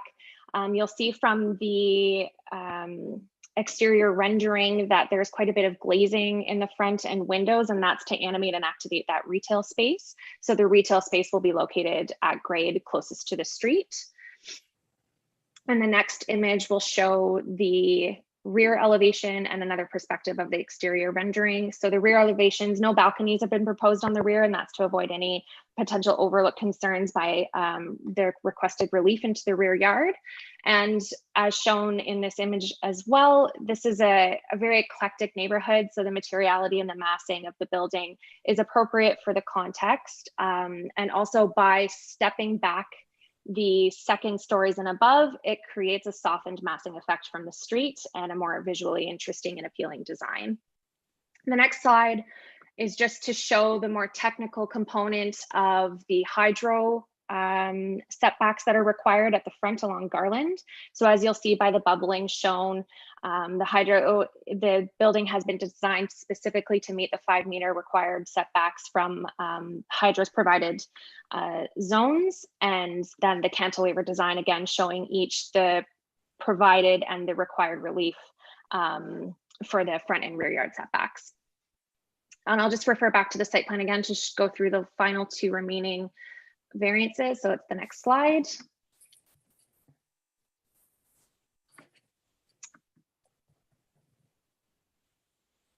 Thank you. So variance D is to permit a reduction in the landscape area abutting a residential zone, which is located in the rear yard. So the building is essentially within an L-shaped portion of locally commercial zoned properties. So, and then the rear lot line abuts residential 4th density zoning. So the required reduction is to permit a garbage enclosure to be located within that 3 meter landscape area. I would like to just note that for approximately 6.7 meters of the width of the lot, the full width of the 3 meter required landscape area is being provided. It's just for the 3.5 meter width of the extent of the garbage and waste enclosure that would encroach by 2 meters into the required landscape area. Through discussion with the city, the initial design was to incorporate the waste enclosure within the building, but it was considered to be less preferable because the way that the grading is of the building, it would have had to be brought up through the elevator and out the ramp, which was seen to be undesirable. So through those discussions, we agreed that it would be preferable to locate the waste storage area in the rear. We've also added a roof to the waste storage area in order to ensure that there's protection from the elements. There's wire meshing to create a rodent-proofed enclosure. And we've also been able to incorporate in the place of where the waste storage was in the interior of the building, there's now 7 enclosed bicycle parking spaces.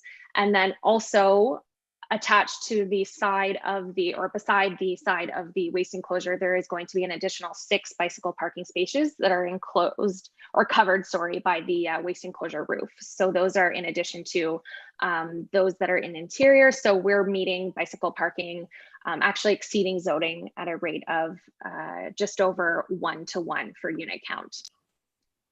I'd also just like to point out that there is a fully fenced area in the rear yard. So there is a 1.5 meter tall wooden fence that will be installed. So that'll also help to mitigate any overlook concerns for the waste enclosure area. The waste enclosure's full height is 2.4 meters. So visually speaking, from the rear yard, that enclosure will be minimally impactful. The final variance, variance E, would be for the provision of an aggregated amenity space of 52 meters squared, whereas when there is more than one provided, one must be at least 54 meters squared. So provision of amenity spaces through the rooftop terrace, which is 52 meters squared in size, as well as the rear yard.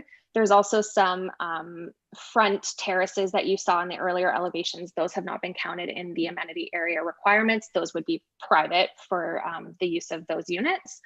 That said, the amenity space on site, both in total and communal, exceeds zoning by quite a bit, but because of the addition of the bicycle parking spaces in the rear, we unfortunately no longer met that 54, sorry, reversing my numbers, 54 meters squared required one aggregated space. So in total on site, we actually have about 100 meters squared of usable amenity space. Some of that can't be counted just because it's incorporated in the landscape area. So in total, it's approximately 83 meters squared. So given the rationale just discussed throughout this presentation and the high level of review that's being undertaken by the city's planning staff and infrastructure through site plan, the proposed variances to the zoning bylaw in this case, and given the context, meet the 4 tests under Section 45 of the Planning Act, in that they are minor, meet the intent and purpose of the zoning bylaw and official plan, and are desirable for the appropriate development of the land. We feel that this development is very compatible with the neighborhood context. It's a permitted use of the land and represents good land use planning, also representing an opportunity to provide much needed infill housing in the urban area, as well as opportunity for a locally oriented retail use. And I'm happy to answer any questions again, of course. Regarding the location of your garbage enclosure in the backyard. Yes.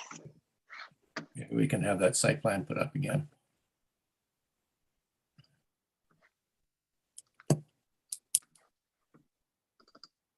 Yeah, the side yard separation meets the bylaw. Am I correct? Yes. That's what, 0.6 of a meter? So it's actually 0 meters because it's locally commercial, local commercial zoning as well. So there's no required setback from the interior side yard. So what I'm wondering is, I'm looking at my map. What's at 53 Armstrong Street? There's a building just about on the property line. Is that commercial? Is that residential? So through you, Mr. Chair, I actually do have some aerial imagery in my presentation slides, and hopefully it's visible enough. 53 Armstrong Street is actually essentially just a parking lot. Okay. And I believe that structure in the rear is some type of storage shed. Okay. It didn't look like housing to me, given the location on the lot. Yes, exactly. And to be clear as well, this garbage enclosure, the entire surroundings within this block is simply parking lots and drive aisles that it would be adjacent to. Okay, I just wanted that confirmed. Thanks. You're welcome. Okay. Any questions from the members? Okay, we have several members of the public who have requested to speak. The Hintonburg Community Association, Ms. Parrott, are you there? Yes, I am. Okay, and your address for the record, please. Okay, so I'll give you the Community Association one, which is 1064 Wellington Street West. Okay, and we have your letter. So if you would like to articulate your concerns with this application, please. So we are opposing the granting of variance D to permit that reduced width because it is abutting a residential zone, and some of the other buildings are going to be redeveloped at some point, and I doubt that it'll be very long in the future. The 2-meter reduction for the required landscaped area brings it a very large garbage storage structure very close to the abutting residential zone right behind it. And so that's 3 feet from the neighbor's yard. And I understand, yes, that the setback, if that property on Lattiser is redeveloped, it will be a ways away, but people generally sit in their backyard if you have one.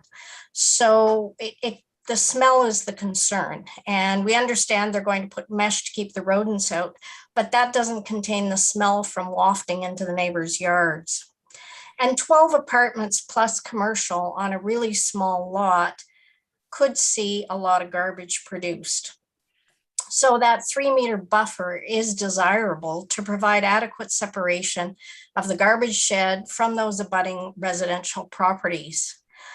And I understand that from an email from the planner that they said that the HCA preferred the garbage storage to be outside rather than inside, and that's completely untrue. We always prefer garbage to be stored inside to reduce issues for the neighbors with smell. However, we did question the workability of the previous plan, the first iteration, and having to bring the garbage up in an elevator and go through several doors to get to the outside, and suggested that perhaps there was just too much in this building. The large tree in the neighbor's yard that was on the original plans that would have reduced some of the visual and possibly some of the smell problems has been removed. It was a big Manitoba maple and it was taken down. And so we could see 8-unit residential buildings on some of the abutting properties of the same size. So requiring that 3-meter buffer is really essential. If it was just a bike shed and not a garbage shed, the impact would be minor. We would agree it is minor. But we submit that this requested variance does not conform to the general intent of the bylaw for the LC zone of providing that buffer, that it's not minor in nature and it's not desirable for the appropriate development of this property. So we ask you to reject it. Thank you. Thank you, Ms. Parrott. And like I said, we do have your letter. We also have a neighbor at 45 Armstrong, Mr. Sakely, is he there?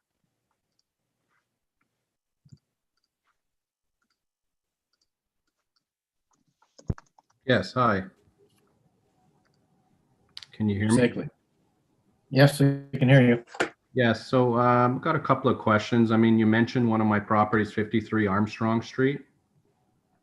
So currently it is used for parking and it is a storage shed. But one day, I'm assuming that one day that will be developed and incorporate residential. The other question I have is in regards to side setback from 60 Garland Street, which is 45 Armstrong Street, the municipal address, so 60 Garland, the same building. What is the side setback from 60 Garland property line required versus proposed? Through you, Mr. Chair, the side yard setback on that side of the property would be 1.2 meters provided. And the interior side yard setbacks required under zoning is 0 meters. So the required is 0 meters from the property line, but you're setting it back 1.2 meters from my property? That's correct, yes. So there'll be 1.2 meters from the outside to the from your closest point of the building to the to my property line. That's correct. Yes.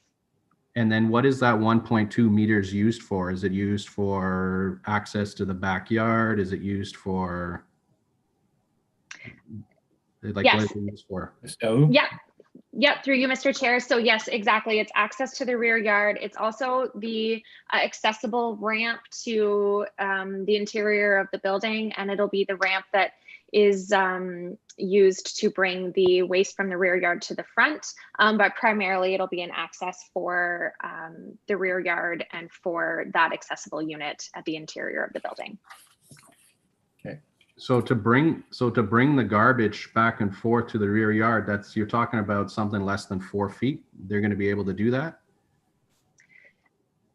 Through you, Mr. Chair, yes, that's correct. This has been reviewed by the City of Ottawa's Waste Services, and they are in agreement that it meets their requirements. There is an overhang that is over top of a portion of this ramp, and so long as we meet those required clearances, which the proposal does, the city was found that the ramp and the width was acceptable for the garbage. Okay, so even if there was a building, even if I was to build a building, say, I guess the required is 0 meters. Even if I was to build a building on my property up till 0 meters to our shared property line, would that would your current position at 1.2 meters cause issue for me? Through you, Mr. Chair, perhaps this is better addressed by the architect, but from our perspective, 1.2 meters is a fairly typical standard side yard setback that was provided on many residential use properties, so I don't anticipate that there would be any issue for your future development. Thank you. You're very welcome. That's about it. Thank you very much. Thank you, Mr. Sakely. Any questions, comments from the members regarding this application? I'd like to reserve and discuss the presentation. All right, Ms. McLean, Mr. Wilder. Mr. Wilder, please. So in terms of the interior design, Ms. Daou, of this building, you're looking at 12 units. I can appreciate your client wishing to maximize the number of units on the site. You know, as was pointed out, there are examples of 8-unit buildings, 10-unit buildings. What would be the impact in terms of redesign if, in fact, you have suggested what would be required to, in fact, put the garbage on the interior of the building as opposed to the exterior? Well, how many units would be lost? Through you, Mr. Chair, through consultation with the architect, it would be estimated that there would be at least 1 unit lost if we had to reorient the waste enclosure within the building. The rationale, again, for including it in the exterior was because the initial design did include it inside and it wasn't considered to be preferable.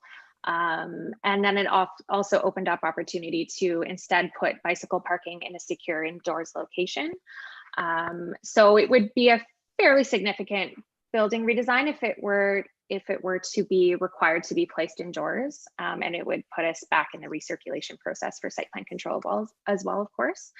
But ultimately, this was agreed to be the most logical approach to the initial concerns that Waste Services had and that Planning Services had as well. Fine, thank you for that, Ms. Ms. McLean. Thank you, Mr. Chair. Ms. Daou, with regard to the reduction in the 1 meter for the landscaped area for the waste enclosure, we're talking about the east side? Correct, yes. And that's only for the width of the enclosure itself? You say it's 3.5 meters in your letter, I think you said? That's correct, yes. Is the waste enclosure fully enclosed, or is there an area at the top that's not enclosed? Or Through you, Mr. Chair, the waste enclosure is not fully enclosed, and the reason for that is it's actually important to have ventilation in the waste enclosure in order to actually reduce potential smell and odor, because it's not obviously a climate controlled building. So it was discussed with the architect, and this is the standard and the preferred approach for waste enclosure design, is to have some opportunity for ventilation and airflow. And is the setback for the waste enclosure met for the property at 10 Latticeau? 10 Latticeau, I apologize, I need to contextualize myself here again. So that would be the north-south side, I guess. I'm not sure that there is a enclosure at 10 Latticeau, but there is at the 53 Armstrong. 10 Latticeau is the residentially zoned property. So this is that would be the property that we require the 3-meter landscape area from. At 53 Armstrong, it appears that no, it's not being met. It would be upheld to the same standards as the 52 Garland with the required 3-meter setback. So let me go back. The variance D is to what side, to what lot line, what direction? Variance D is towards the direction of 53 Armstrong. And not 10 Latticeau. Correct. So the waste enclosure has been located as close as possible to the LC zone and as far away as possible to the residential zone. The required 3-meter separation is triggered as a result of the abutting R4 zone. And I believe in my presentation slide, oh yes, so you can see here the lines that differentiate between the LC zone and the R4 UB zone. So 10 is the R4 UB zone that is triggering the need for the 3-meter landscape area buffer, but there is no same requirement for the LC zone, which is the 53 Armstrong parcel. So the reduction is to the south, what I'm going to call the sort of the south lot line next to Latticeau. Correct. Yes. And not to the property, Mr. Sakely's property at 53. Oh, it's the opposite. I'm sorry. So the reduction is for the portion of the lot that is closest to the 53 Armstrong property and furthest from the 10 Latticeau property. So I hope I'm making sense. No reduction for the 10 Latticeau property. That's correct. So for the extent, as you can see on the furthest, I guess, west property line, for that following along the rear towards the east, there's about 6.7 meters where the full 3-meter landscape area is being provided. And then the garbage enclosure is furthest to the south east. Okay.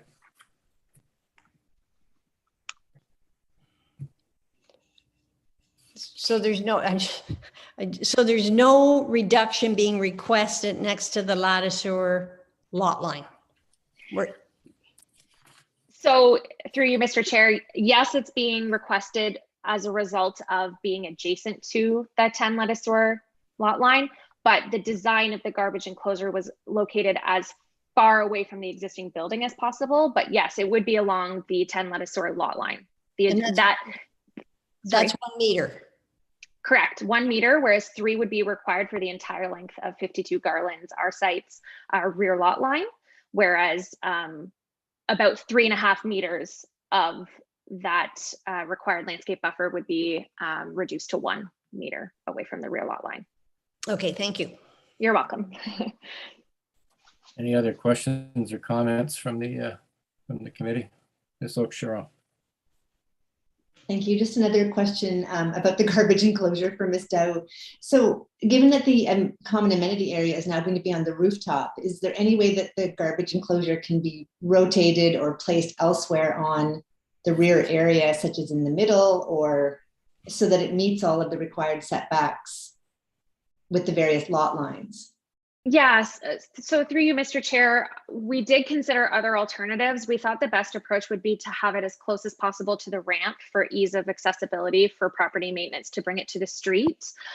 We also did consider moving it closer to the building, but actually it was at the request of the city planning staff to push it a little bit further back to the rear lot line. Typical accessory building structures would be permitted to be 0.6 meters from the rear lot line, but we're providing a little bit additional just because of that required landscape buffer to try to provide as much as possible. But we're essentially as far away as feasible and reasonable from the window wells. So we wanted to make sure that there was adequate area both to access the waste enclosure and also to access these additional parking spaces that are provided for bicycles on the exterior as well. If we were to push it up closer, we're pushing up the waste enclosure closer to the window well and potentially impeding some of that access opportunity from there. And the bicycle area in the back was requested by the community association? That's correct. It was requested that we provide additional exterior and interior bicycle parking. So by bringing the waste enclosure to the exterior, we were able to offer interior bicycle parking securely within the building, and there is elevator access, so it will be easily accessible for residents. And then we are also able to offer the additional parking that will be covered by the waste enclosure roof. So maybe I could ask the question of the community association representative, Ms. Parrott, I believe it was. Would the community association prefer to lose the bicycle parking in the back, but have the garbage enclosure rotate or moved more closer to the center area of the back? Possibly. You know, the problem is the smell. It's the smell. So yes, I understand why they don't want to move it closer to the building because that impacts the tenants. But moving it further away impacts the neighbors who have less ability to complain to the building management or building management, take less heed from someone who is not their tenant. So it is all about the smell of the garbage, and the whole fact that they've just got mesh there to allow the smell to come out is not helpful for the neighbors and probably not helpful for their tenants either. And so as a minimum, they've got to have a solid structure. If they need to vent it towards their own apartment building, not towards the neighbors, because these garbage enclosures smell a lot. Yes, you know, there's rules about having it not smell, but quite frankly, bylaw is overworked.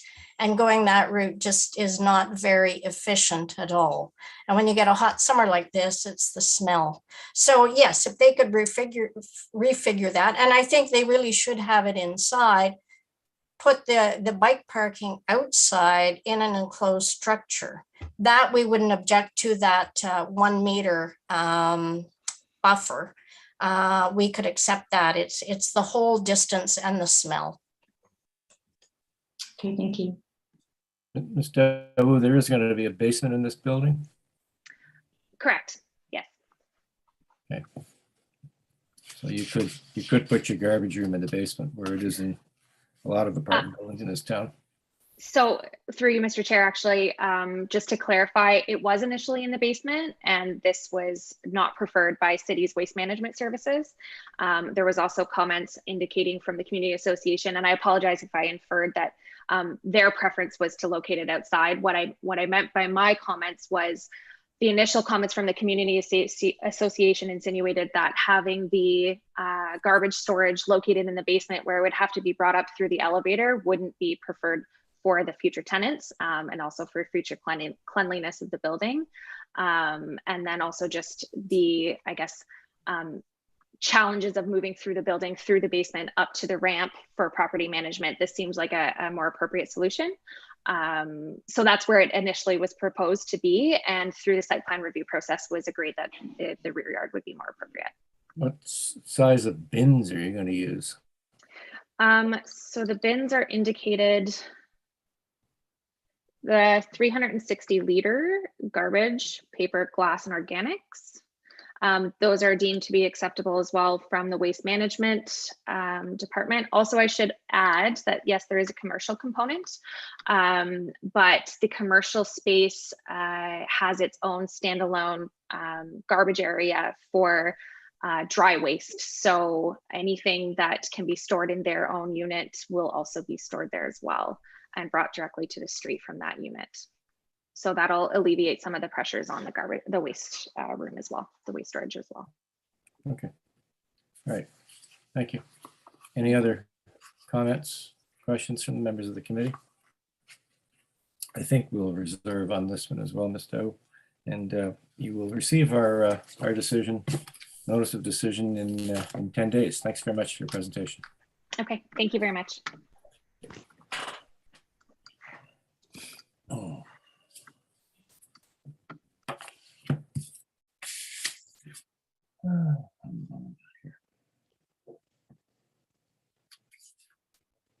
Next application on the agenda is 225 Glen Avenue. Subdivide the property into 2 separate parcels of land in order to create 2 new lots for two new 2-story detached single-family dwellings. And there's a request for reduced lot areas for the construction of these 2 dwellings. This application was adjourned on at their last hearing to in order for the applicant to clarify clearance requirements with hydro. So the applicants, Mr. Latreille. Yep. You're up again. I am, yeah. Hopefully this I have to do the solemn oath of declaration again. Do you solemnly swear or affirm that the notice provided to you as part of the application process and by the committee was posted at the property to which the application applies for the prescribed number of days before the hearing and clearly visible and legible during the entirety of that time? I do. Okay, so we adjourned this a couple of weeks ago and you were going to go and talk to Hydro regarding offset clearances and potential changes to the design of your building. So where are we at? That's right. So I spoke to Hydro and no changes were required in the building. They didn't actually have any concerns. They just had sent out that letter just in case the clearances didn't meet because we were relatively close. But I did discuss with Christopher Murphy and the clearances are good. So I think they resent just a generic letter stating that we need to maintain these clearances throughout the process. Okay. Well, that being said, then please proceed with your presentation. Perfect. Thank you very much. So, like I mentioned, my name is Hugo Latreille. I'm with Hogan Architecture, and I just want to mention that I grew up nearby, and so I'm aware that the area is changing quite rapidly, and we're very confident that our project on Glen will fit in here, and that the committee will see that the variances required are minor in nature. We had previously applied to the committee for a different scheme, which involved 2 semi-detached on the northern portion and a single family home on the corner of Glen and Quill. We were refused, so we decided to revise the scheme to lower the density to 2 houses rather than 3. We also decided to lower the buildings from 3 stories to 2. So this gives us a little bit more height in the height envelope to play. So we can raise the building out of the ground slightly and have large basement windows. So this should provide nice natural lit areas for the main house above and for the secondary dwelling in the basement as well. And prior to submitting to the committee, I visited neighbors around the property prior to even submitting these plans to the city. Our design package was left in mailboxes with our contact info, and I was lucky enough to actually have good conversations with some neighbors. So I'm confident to say that the project was well received with those I spoke to. We also submitted to the councillor's office and were able to sort a few minor issues before the submission.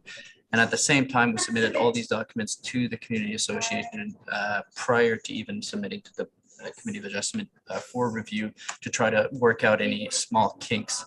So I'm happy to say that this new design no longer requires any minor variances for the houses themselves. We're fully compliant on setbacks, and heights will only need minor variances for lot areas for both lots. So both homes are modest and compatible in scale to the area. We believe the sizes of these proposed houses is suitable for this evolving neighborhood. And after discussing with the planning staff, they have no concerns. So like I said, we're respecting all setbacks and height envelope And however, because the newly created parcel is shallower than the adjacent lots, we would require a reduction of lot area from 450 square meters to 248 square meters for the lot 1 indicated on the site plan, and from 450 square meters to 233 square meters for the inner lot, which is lot 2 on the north.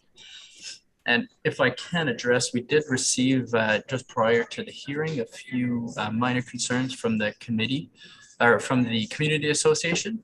Yeah, well, we looked at. So I'm happy to address those at any point. You can, apparently they're concerned with the loss of trees, amenity space, and sidewalk locations. So you might as well respond to their. So as for the trees, we don't have a full landscape design in place just yet, but we have plenty of space on the site, and we fully intend to have a beautiful, lush and tree-filled landscaping without blocking any sight lines to better the neighborhood, because that was one of the concerns from the councilor's office, that we maintain that site triangle. So we might have smaller shrubbery that greens up the areas, and have nice trees along the front of the property where we can without blocking any sight lines. As far as the amenity area goes, we're not providing any specific amenity area for just the basement units, although we're very close to Overbrook Park, to Gilot Julien Park.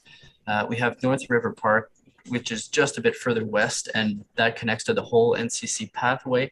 And I'm in a similar situation where my house has a secondary dwelling, and there's nowhere to say that the space can't be shared. Our tenant does not have specific space for her, but we do provide our backyard as a shared backyard, which is not something that is unheard of as far as secondary dwelling, especially if the owner is living above and they have a good rapport with the basement tenant. And as far as the sidewalks, although our site plan as shared with the committee is not exactly, it doesn't address these concerns. If we look at the renderings, if we go to, I believe it is page 5 of 11 in the slide deck, you'll see that we're actually showing the stairs from the northern house set back from the street to allow for more landscaping at the front there. So there might be just a small discrepancy between the, so not that one, but the next slide, I believe it is.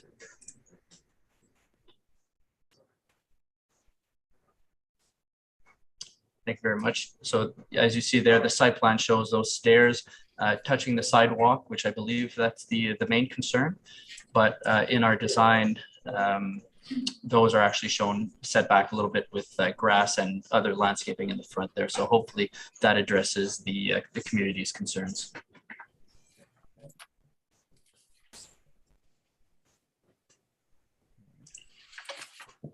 And as far as the meeting the 4 tests of the Planning Act. Right, so again, as mentioned, we do believe that the variance is minor. There's been plenty of other examples in the neighborhood that are granted, especially next door, as noted by the planning department, so 7 and 9 Quill, and we're complying with every other zoning bylaw on this property. We think the variance is desirable. We're working within the existing fabric of the neighborhood. The houses are well designed and well scaled, and again, comply with all the setbacks. So we think they're desirable. We think the general intent of the zoning bylaw is maintained. So again, as mentioned, all the setbacks and height, and it's just the fact that we're reorienting the site to be more oriented, or to have one house oriented towards Quill Street that makes us require these this variance. And as far as the general plans, we're intensifying by adding appropriate infill housing. We're respecting the character of the neighborhood, and again, we're close to transit. We're very close to the highway, as mentioned before, the NCC pathway, and plenty of pedestrian and cycling networks nearby. So we think that this fits four tests. Any questions or comments from the members of the committee regarding this application? Ms. Oakeshott? Thank you, Mr. Chair. Just a question about the, it seems to be a dramatic reduction in lot area. So I know that you've answered the question of how is it minor, but I just wanted to, I guess, ask the pointed question if you could describe why you feel that kind of dramatic reduction is minor. I do like the design of what's proposed, but I have concerns about whether this is minor or not. Thanks. That's a valid concern, and I think this might seem dramatic, but if we look at an overlay of the neighborhood, I have Geo Ottawa open here. We see that the existing lots originally in the neighborhood were quite large, and they allowed for rear, large rear yard setbacks with the detached garages. And over time, the neighborhood has evolved.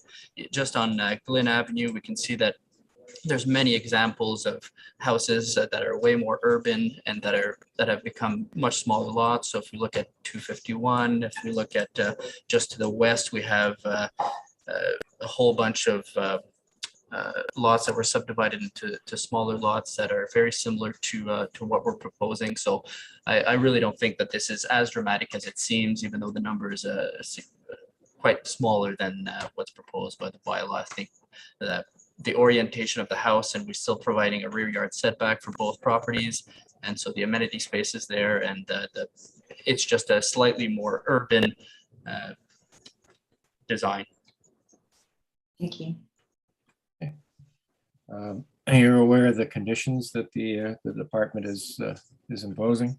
I am, Fashion, yes. Existing dwelling removed, independent services, accessory structure demolished, grading and drainage plan required, 3x3 corner site triangle at Glen and Quill, and a tree planting plan and permission from neighbors if any trees are impacted. And I guess that's the question, are any trees going to be impacted on the site at all?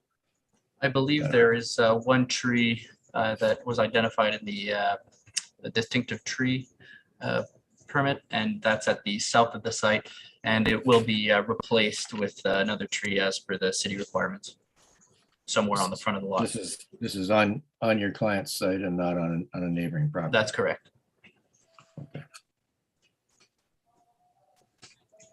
All right.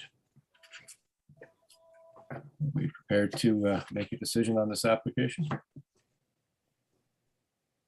All in favor of the application now that Hydro is satisfied? All in favor, opposed? Yep. Well, your application is granted. Perfect. Thank you very much. Have a great afternoon. You too. See you later.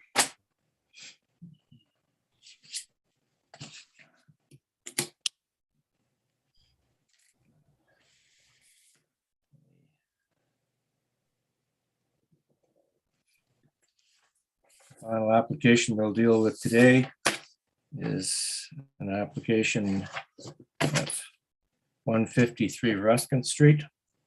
It's minor variances to permit a reduced rear yard area, and a front-facing garage. It is also proposed to construct a new two-story detached dwelling on the currently vacant parcel. And I believe Mr. Simpson is the agent for the applicant. Is he there? I'm here. Can you hear me? Your address for the record, please, sir? Unit 3411 Roosevelt Avenue. Okay.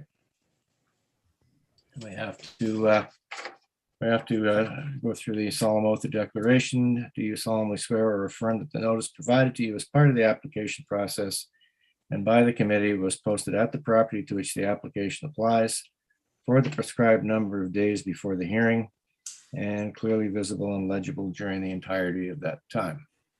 I do. All right. You're aware of the planning department's comments regarding this application? Yes, I am. Okay, and is the planner there? Mr. Chair. Ms. Kukula, could you articulate the department's position regarding these this application and the variance is requested? Yes, Mr. Chair. Originally, the previous week, the planning department requested an adjournment of this application to clarify the situation with the development agreement that was imposed on the property and on the subsequent owners during the creation of the lot due to severance from adjacent lots in 2009. And upon the requested information has arrived on my desk regarding this application, that the development agreement was actually discharged, requested to discharge by the Building Code Services in 2017. I assume due to changes in building code and in the planning, in the zoning bylaw. So the development as proposed can be reviewed at this hearing. The development agreement discharge was as a result of the department and not the property owner requesting. Yes, it was requested by Building Code Services, yes. Okay. All right. Thank you, Ms. Bakula. Yeah, I can also add that we have concerns with proposal for attached front-facing garage, and we acknowledge that the other minor variances requested are necessitated by the irregularity of the lot. Thank you. You. The department is in agreement with variance A and B, which are the setback and rear yard area. Yes, but not in favor of the front-facing garage. Yes, exactly. Thank you. Okay. Thank you, Ms. McEwen.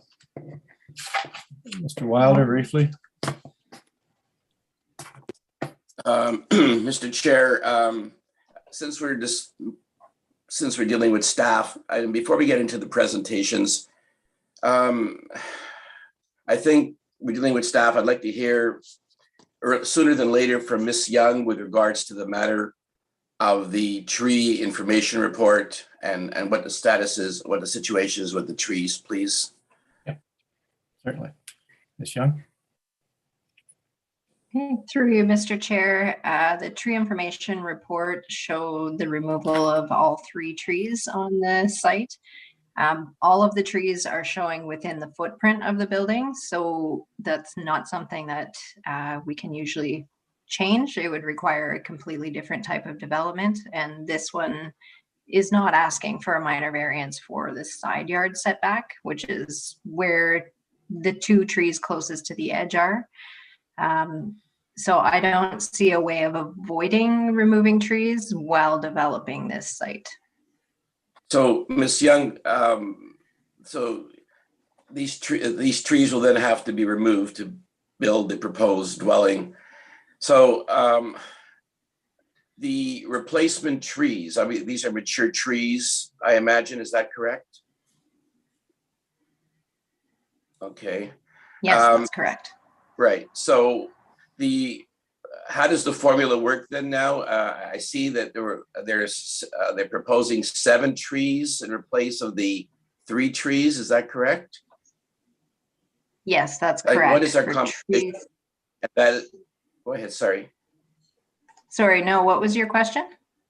So they were proposing, what, 7 new trees? Is that the way our compensation policy works when you remove 3? Yes, so our compensation policy depends on the size of trees being removed. And so it looks like 1 tree is over 50 centimeters. So 3 trees would be required to replace that. And 2 of the trees are over 30 centimeters. So 2 trees each would be required for those. So it's a total of 7. The plan that I have shows that they're proposing to plant 3 trees on the lot, but 7 are required. So that is something that will need to be shown on a landscape plan. I believe as a condition of approval here. All right, so they're proposing 3, we were going to require 7.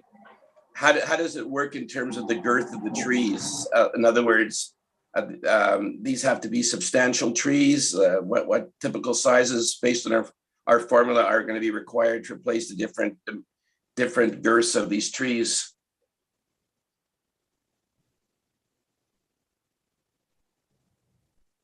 I don't think Ms. Young heard that. Did you hear that? Through you, Mr. Chair, the size of each replacement tree has to be. Okay. I did. I think I was frozen for a few minutes there. Can you hear me? Yep. I can hear you now. You're frozen again.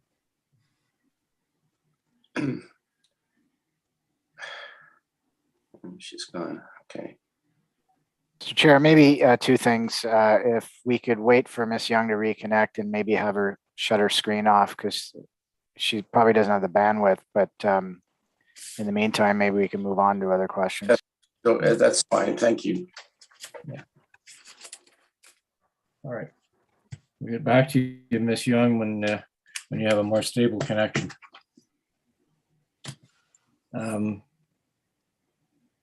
Okay. Mr. Simpson, if you'd like to make your presentation. Thank you. So this application, in regarding to the rear yard, we're looking for a variance on the right-hand or the east side lot line to compensate for a more square building, so it fits in more with the character of the neighbourhood. This would also allow us to square off decks, as we've seen in the previous application from 2009. If we were going to build along that lot line, the decks would be facing into the side neighbourhoods of the adjacent houses, which isn't in keeping with the way of the neighbourhood. Like, we want to keep everything private. So by putting it where we have, at least we can have the screen as per zoning section 65. We'd have the screen on one side and the house on the other. Which do you have any? Do you have any graphics that we can look at while you're talking about this? Unfortunately, no. Of the notes I only got yesterday due to an admin error. It was sent to the wrong email address. So you have nothing you can show us. I can show you the plans that I've sent in, but I wasn't able to meet the deadline to present anything. All right, so we have this in front of us. So please explain what we're looking at. Yeah, so this is the site plan. So the right-hand side is the east, and that's where we're looking to vary the setback there. The main reason is for the center of the lot, so we can have a more square building across the back, which would limit windows across the angle of the lot. With the irregular shape of the lot as well, by seeking this variance, we can put a second-story deck on that east lot line, which then we could have the opaque screen as per zoning and really limit sight lines into the adjacent houses. The other one, the option C that we're looking for the variance C, is for the attached garage. Along Ruskin Street, it is not the dominant character. There are a few double garages as well as garages in front of the actual house, which would have a lot more of an impact on the streetscape than our application. Do you have any photos of those? I do, but I'm unable to show them. They'd be part of my streetscape analysis. You know, Mr. Simpson, you need to come prepared to these hearings. Yeah, I'd love to, but I didn't receive anything till yesterday, so I missed the cutoff to be able to send in a presentation.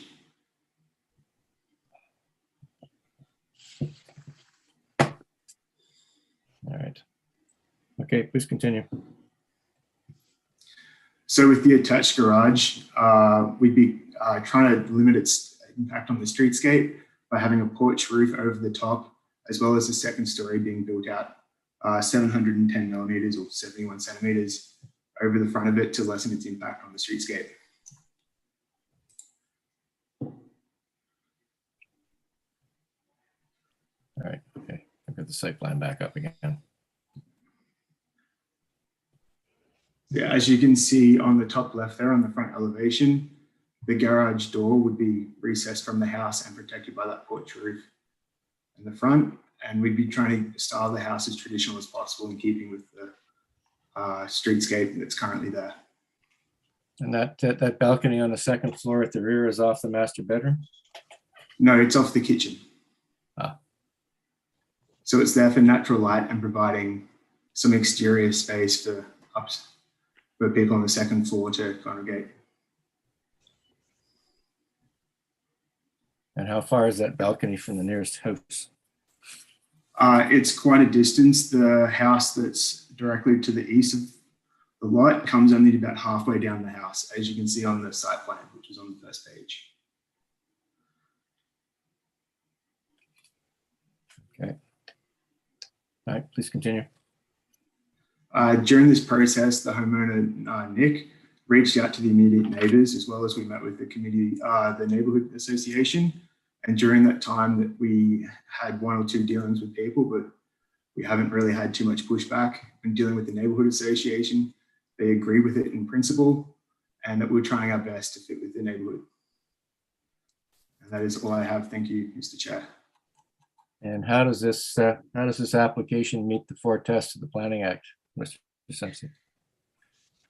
So the 4 tests are, it's a good space of the land, as we're just looking to square off the house. We're not looking to take all of the variance we are seeking. We're only seeking a small amount to allow that in.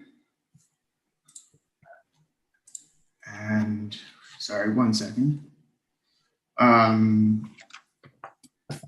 We're not looking to change the overall design of the street back setbacks from the front of the house. It's only that rear setback due to the irregularity of the lot.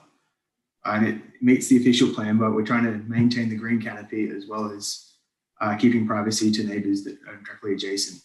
And it is minor because we're only seeking a small compensation. Thank you, Mr. Chair. And you mentioned that you're trying to maintain the green canopy, and from what Ms. Young has indicated to us, that the requirement is for 7 trees to replace the 3 mature trees that are coming down. Yet your applicant is only proposing to put in 3. That would be an oversight from our arborist. In dealing with her, she was dealing with the infill committee, and it was my understanding that she had dealt with them, and 3 trees was the requirement that we had to replace. Well, the requirement is for 7. And we are happy to provide 7. We can show that in a landscape plan if need be. And will those trees have trunks thicker than a lumber crayon? The trees that are proposed on the infill tree have a minimum trunk of 50 centimeters. I think it was 50 centimeters, 50 millimeters, and a height of 2 meters. Okay. All right. 50 millimeters, Mr. Chair. All right. Thank you, Mr. Simpson. Any questions for the applicant? From the committee? All right. We have a number of neighbors who wish to speak to this. And we also have the Civic Hospital Neighbor Association. Is Miss Wright there by any chance? Would I be able to have an opportunity to speak as well as the owner? Yeah, we will, but I'd like to hear from Miss Wright first if she's there. Not a problem. Sorry, there we go. Yeah, I'd like to thank you. I'd like and to your address for the record, please, Miss Wright. Karen Wright, 80 McFarlane Avenue. Okay, please proceed. Thank you. As Greg Simpson mentioned early on, he and Nick did approach the Community Association a few months ago, and we do appreciate that he did that. And he reviewed the plans they had at the time. And as he mentioned, we didn't really have initial concerns about the flattening, if you will, of the backyard. There seems some logical sense to that.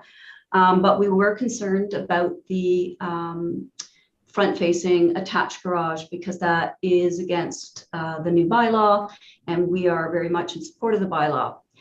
They did review for us that there are some nearby streets, a little enclave behind that has more of the attached garage style. So we went away and took that to our committee to have them consider the application. However, in evaluation, they cannot support allowing a front-facing attached garage, not being a dominant style of the nearby homes on Ruskin. We recognize that enclave, but it's not dominant in the rest of the neighborhood, the overall neighborhood. Approval of this application would bring that non-dominant style to this street, starting a diminishment of the character on Ruskin. We're seeing a great deal of pressure on streetscape character on mature neighborhoods like ours from infill applications. And we're seeing many requests asking to allow a variance to put aside this bylaw.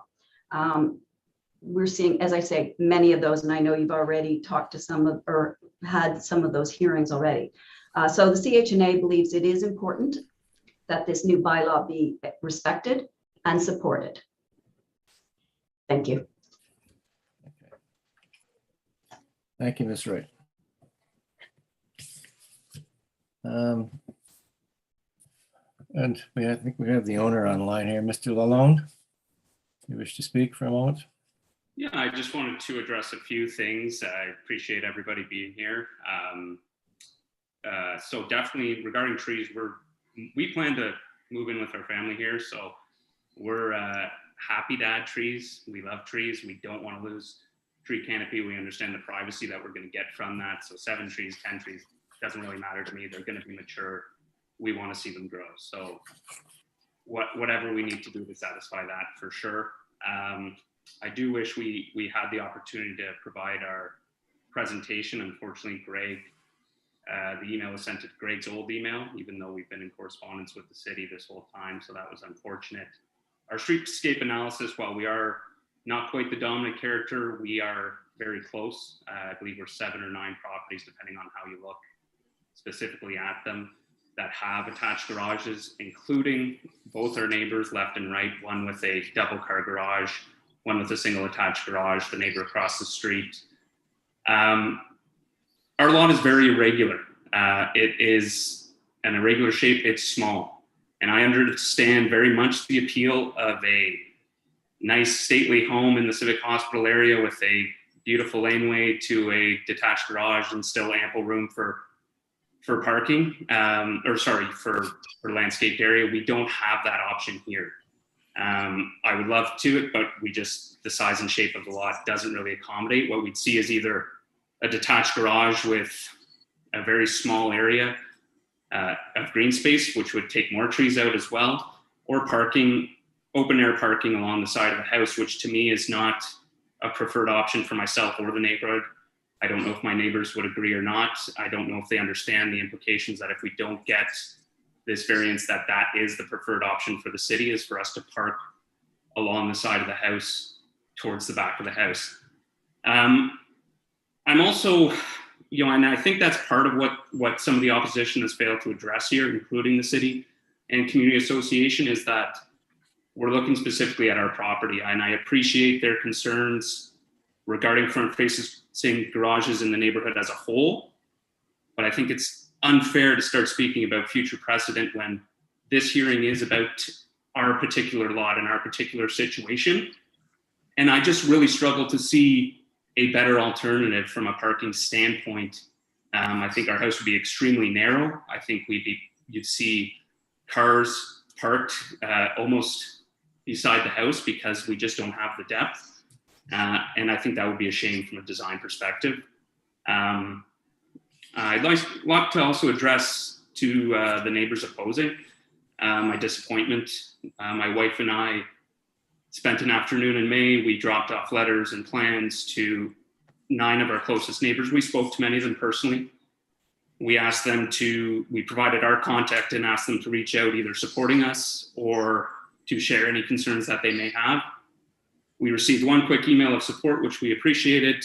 And then one neighbor responded to us with concerns more about our design choices. They had hoped that we would put brick along the side of our house, and we likely will, but nothing speaking to the actual variances.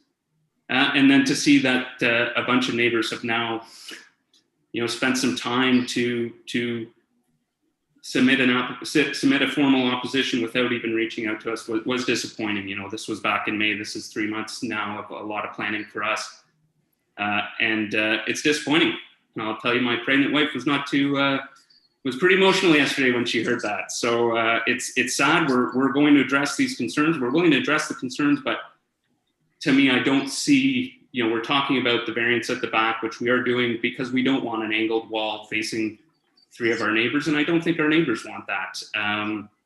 And then the garage, to me, I don't see a better alternative. I understand why some people are opposing it, but to oppose something just to say you opposed, I don't think is servicing our community. And that's it for me, unless we have questions. Thank you, Mr. Lalonde. We have Michael Payne is on my list of speakers. Is he there? I am, but I'm not one of the people who's planning to speak to this. Okay. Thank you. And then my next on the list, Sefton and Genevieve Hideo Clark at 151 Ruskin.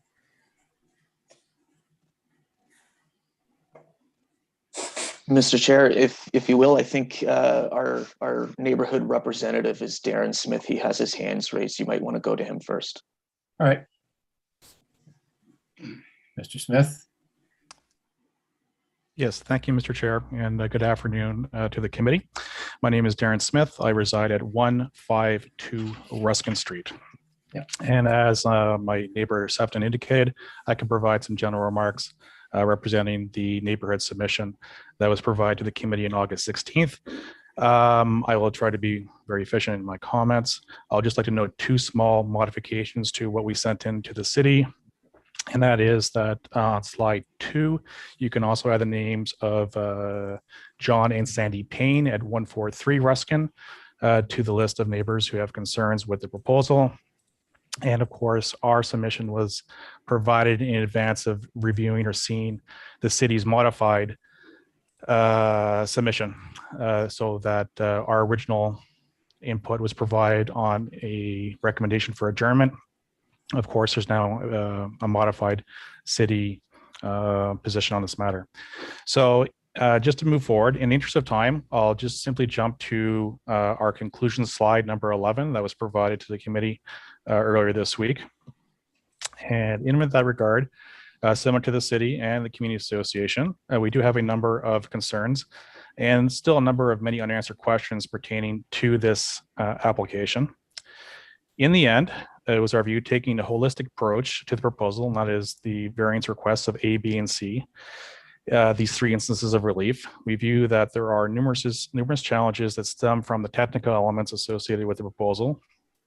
We do deem that there's still maintained that there's inconsistency with the character of the neighborhood.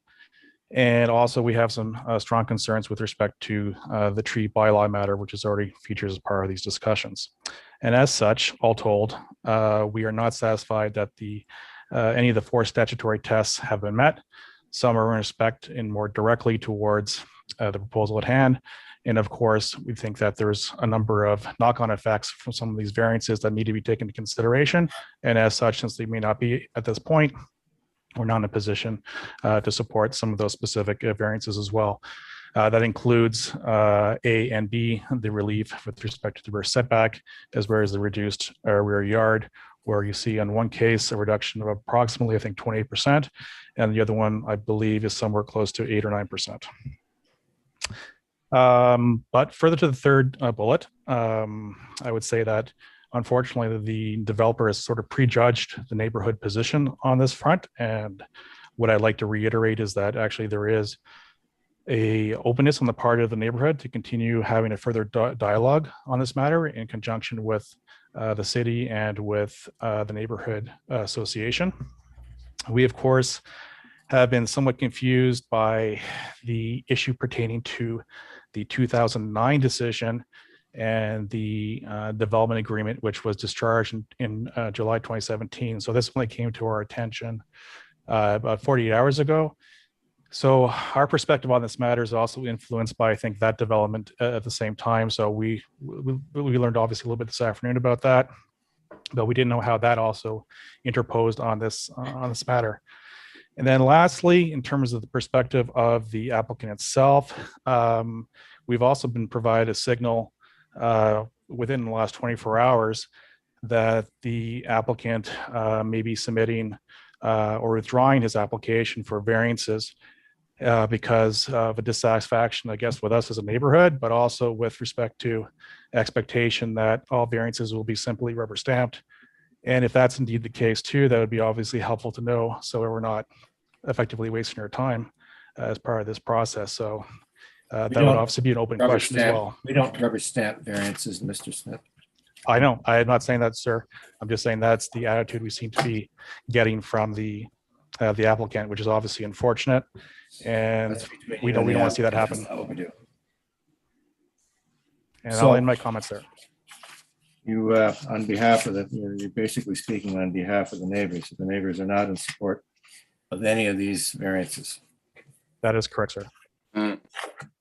Mr. Chair, before we go any further, I just wonder if the applicant would consider an adjournment of the application today in order to provide some more detailed streetscape evidence on the character, and perhaps provide us with the, if they're available, the plans that were approved in 2009, or the development agreement centered around. So I'm just a question before we go any further, and whether there's any potential adjournment here. I can speak to that if I may. I'm open to an adjournment, but you know, I'm definitely extremely disappointed that no one, you know, he says he's saying a lot of things about me. I've never met this gentleman. I certainly dropped a letter off to him. And I'm sorry. You know, I'm being referred to as a developer. I'm not a developer. I plan to be a homeowner.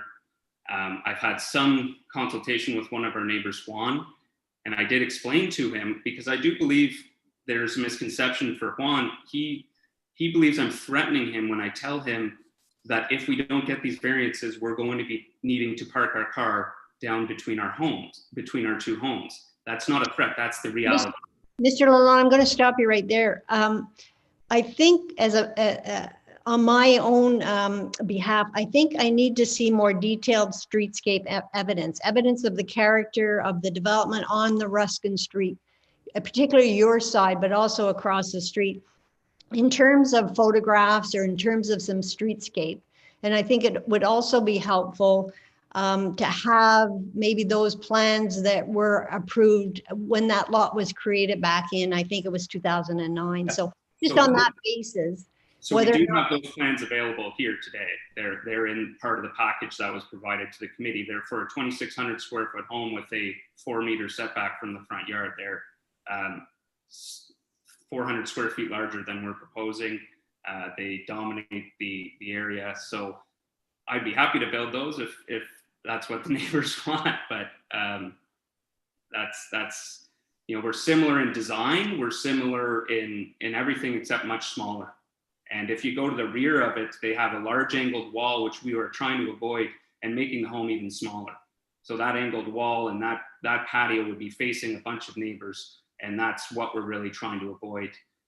It's far deeper. If you go on the survey plan that's there, it extends far beyond our plan into the neighbors' front yards, which again, one of the neighbors suggested that our plan was much larger, and it's just not. And so I think there's just not a clear understanding from some of the neighbors in terms of what today means and what the ramifications are if we don't get our variances. And what I did explain to them was that we are trying to build this for our family, and if we can't get the variances, we're not going to build something that we don't want to live in. We are still going to build. We will be, you know, building something and likely renting it out. But the reality is that we'll have a laneway beside the house. And again, that's not a threat. That's what we're being told we have to do. Mr. Lalonde, excuse me, sir. Yes, sir. I'm a member. It says on the map, it says the Manfredi residence. Is that your wife? Oh, no, sorry. This was a previous owner. So we purchased the lot this spring. So you're using his plans that from 2009? No, these are the plans that were tied to the lot that just came up that the city was questioning whether these plans were still tied to. These are not the plans at all. Our plans are what the site plan we provided. Well, that's why it was confusing. It was just shown on the screen was the Manfredi residence. I realize that's been changed now. So in fact, I believe your house is actually going to be a smaller footprint than what was originally proposed in 2009. I guess there's new neighbors now in the neighborhood, but I'm not sure they appreciate what requests were made back in 2009. But of course, that agreement is null and void now. But in fact, what we're seeing today is something actually smaller than what was proposed back in 2009.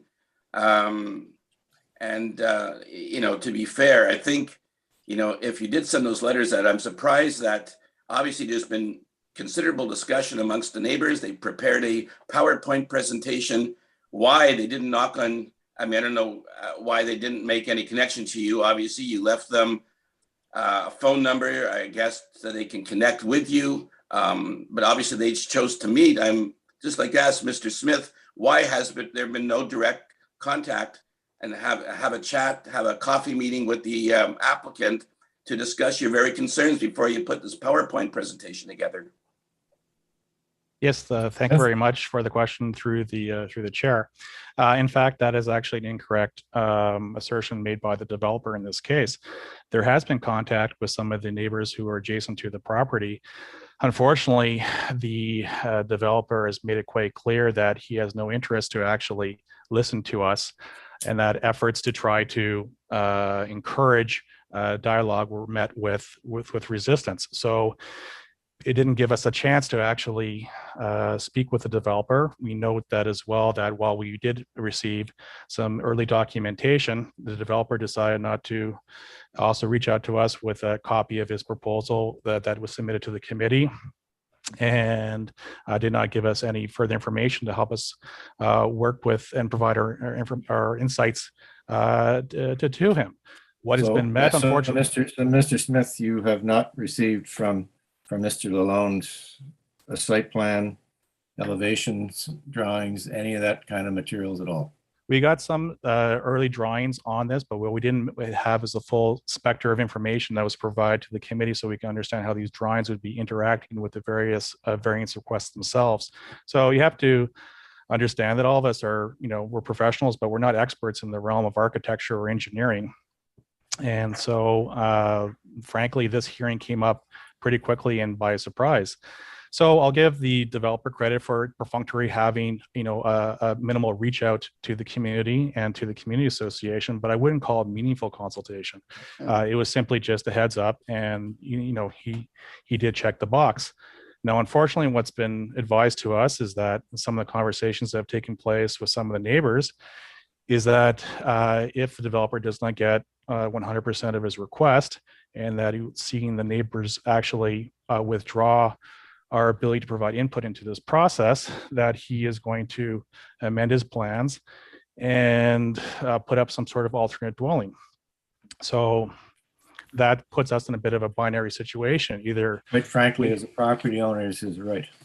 He is, but at the same time, though, if he's looking for us to be able to provide some informed information or input into this process as a resident of this neighborhood, we got the distinct impression that he wasn't willing to listen to us. So obviously, we availed ourselves our right to provide our comment. I would suggest, and I was thinking about this, and Ms. McLean beat me to the punch. But quite frankly, I think this committee needs to see streetscape evidence, Mr. Lalonde, of the street and what your property is going to look like on the street. And I would suggest that what is also necessary is that you need to sit down with your neighbors and fully discuss what you intend on doing with this property. And that means a site plan, that means elevation drawings, further explanation of why you need these variances. I'm assuming you have a copy of the streetscape character analysis that had to be undertaken. And quite frankly, I think that would need to be distributed to the neighbors as well. And I think, would 2 weeks be sufficient to sit down and have the conversation that you need to have with your neighbors, and to be able to provide us with the information that we need to have to make a decision? 2 weeks. Is that sufficient? 2 weeks should be sufficient for me. One of the problems I'm having is that we did consult with everybody in May.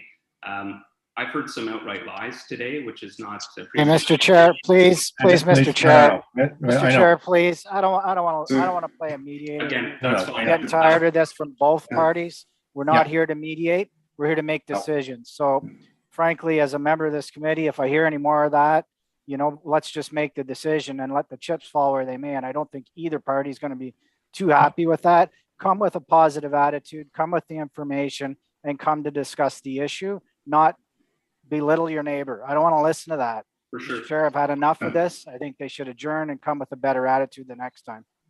Yep, I agree, So, Mr. Wellman.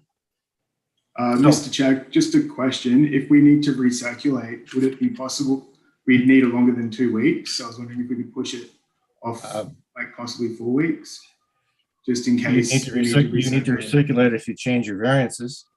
Yeah, that's correct. In case meeting with the neighbors. You add variances or increase the size of your variances, you need to recirculate.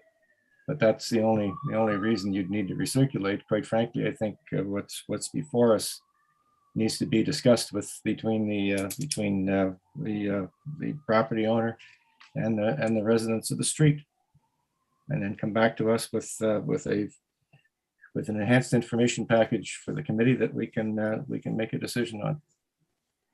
Yeah, I'm open to that, and I'd like if someone within the community can please reach out to me. I have one contact information for my direct neighbor who I've been in contact with. That's the only person, but I'd be happy to meet with anybody. I'm expecting a baby within the next 3 weeks, so I'd really appreciate if we could do it tomorrow. I'm happy to meet you on site. We can chat about it, because I really do believe what we're doing is best for the lot, and we're really trying. We tried to reach out and. Okay, well, perhaps you and Mr. Smith, since Mr. Smith seems to be representing most of the neighbors, should have that conversation sooner than later. Mr. Smith, if you have my information, please reach out. I'd be happy to chat. All right. Chair, one final So we will, comment. If ahead, we could Mr. make Wellman. sure that the parties come prepared to discuss the 4 tests. I don't accept. Not personal matters. No, and I don't accept that somebody just says it doesn't meet the test. Please explain why next time. I'd like to hear that before I make a decision. Thank you. Yeah. All right. Yeah, and on that note, Mr. Smith, I want to point out that the 20% and 8%, it may seem significant to you, but to be honest with you, frankly, we have dealt with applications that have been greater than 20% and 8%. That's the nature of intensification. I'm just going to leave it at that.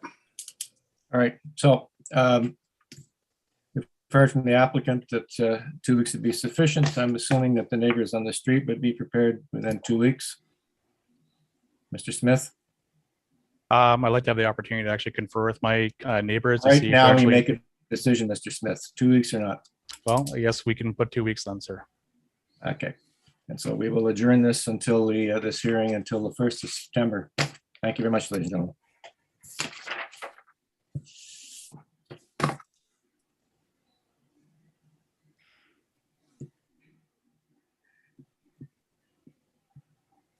And with that, I believe we have concluded the agenda for today. So this hearing is ended. Thank you very much, ladies and gentlemen.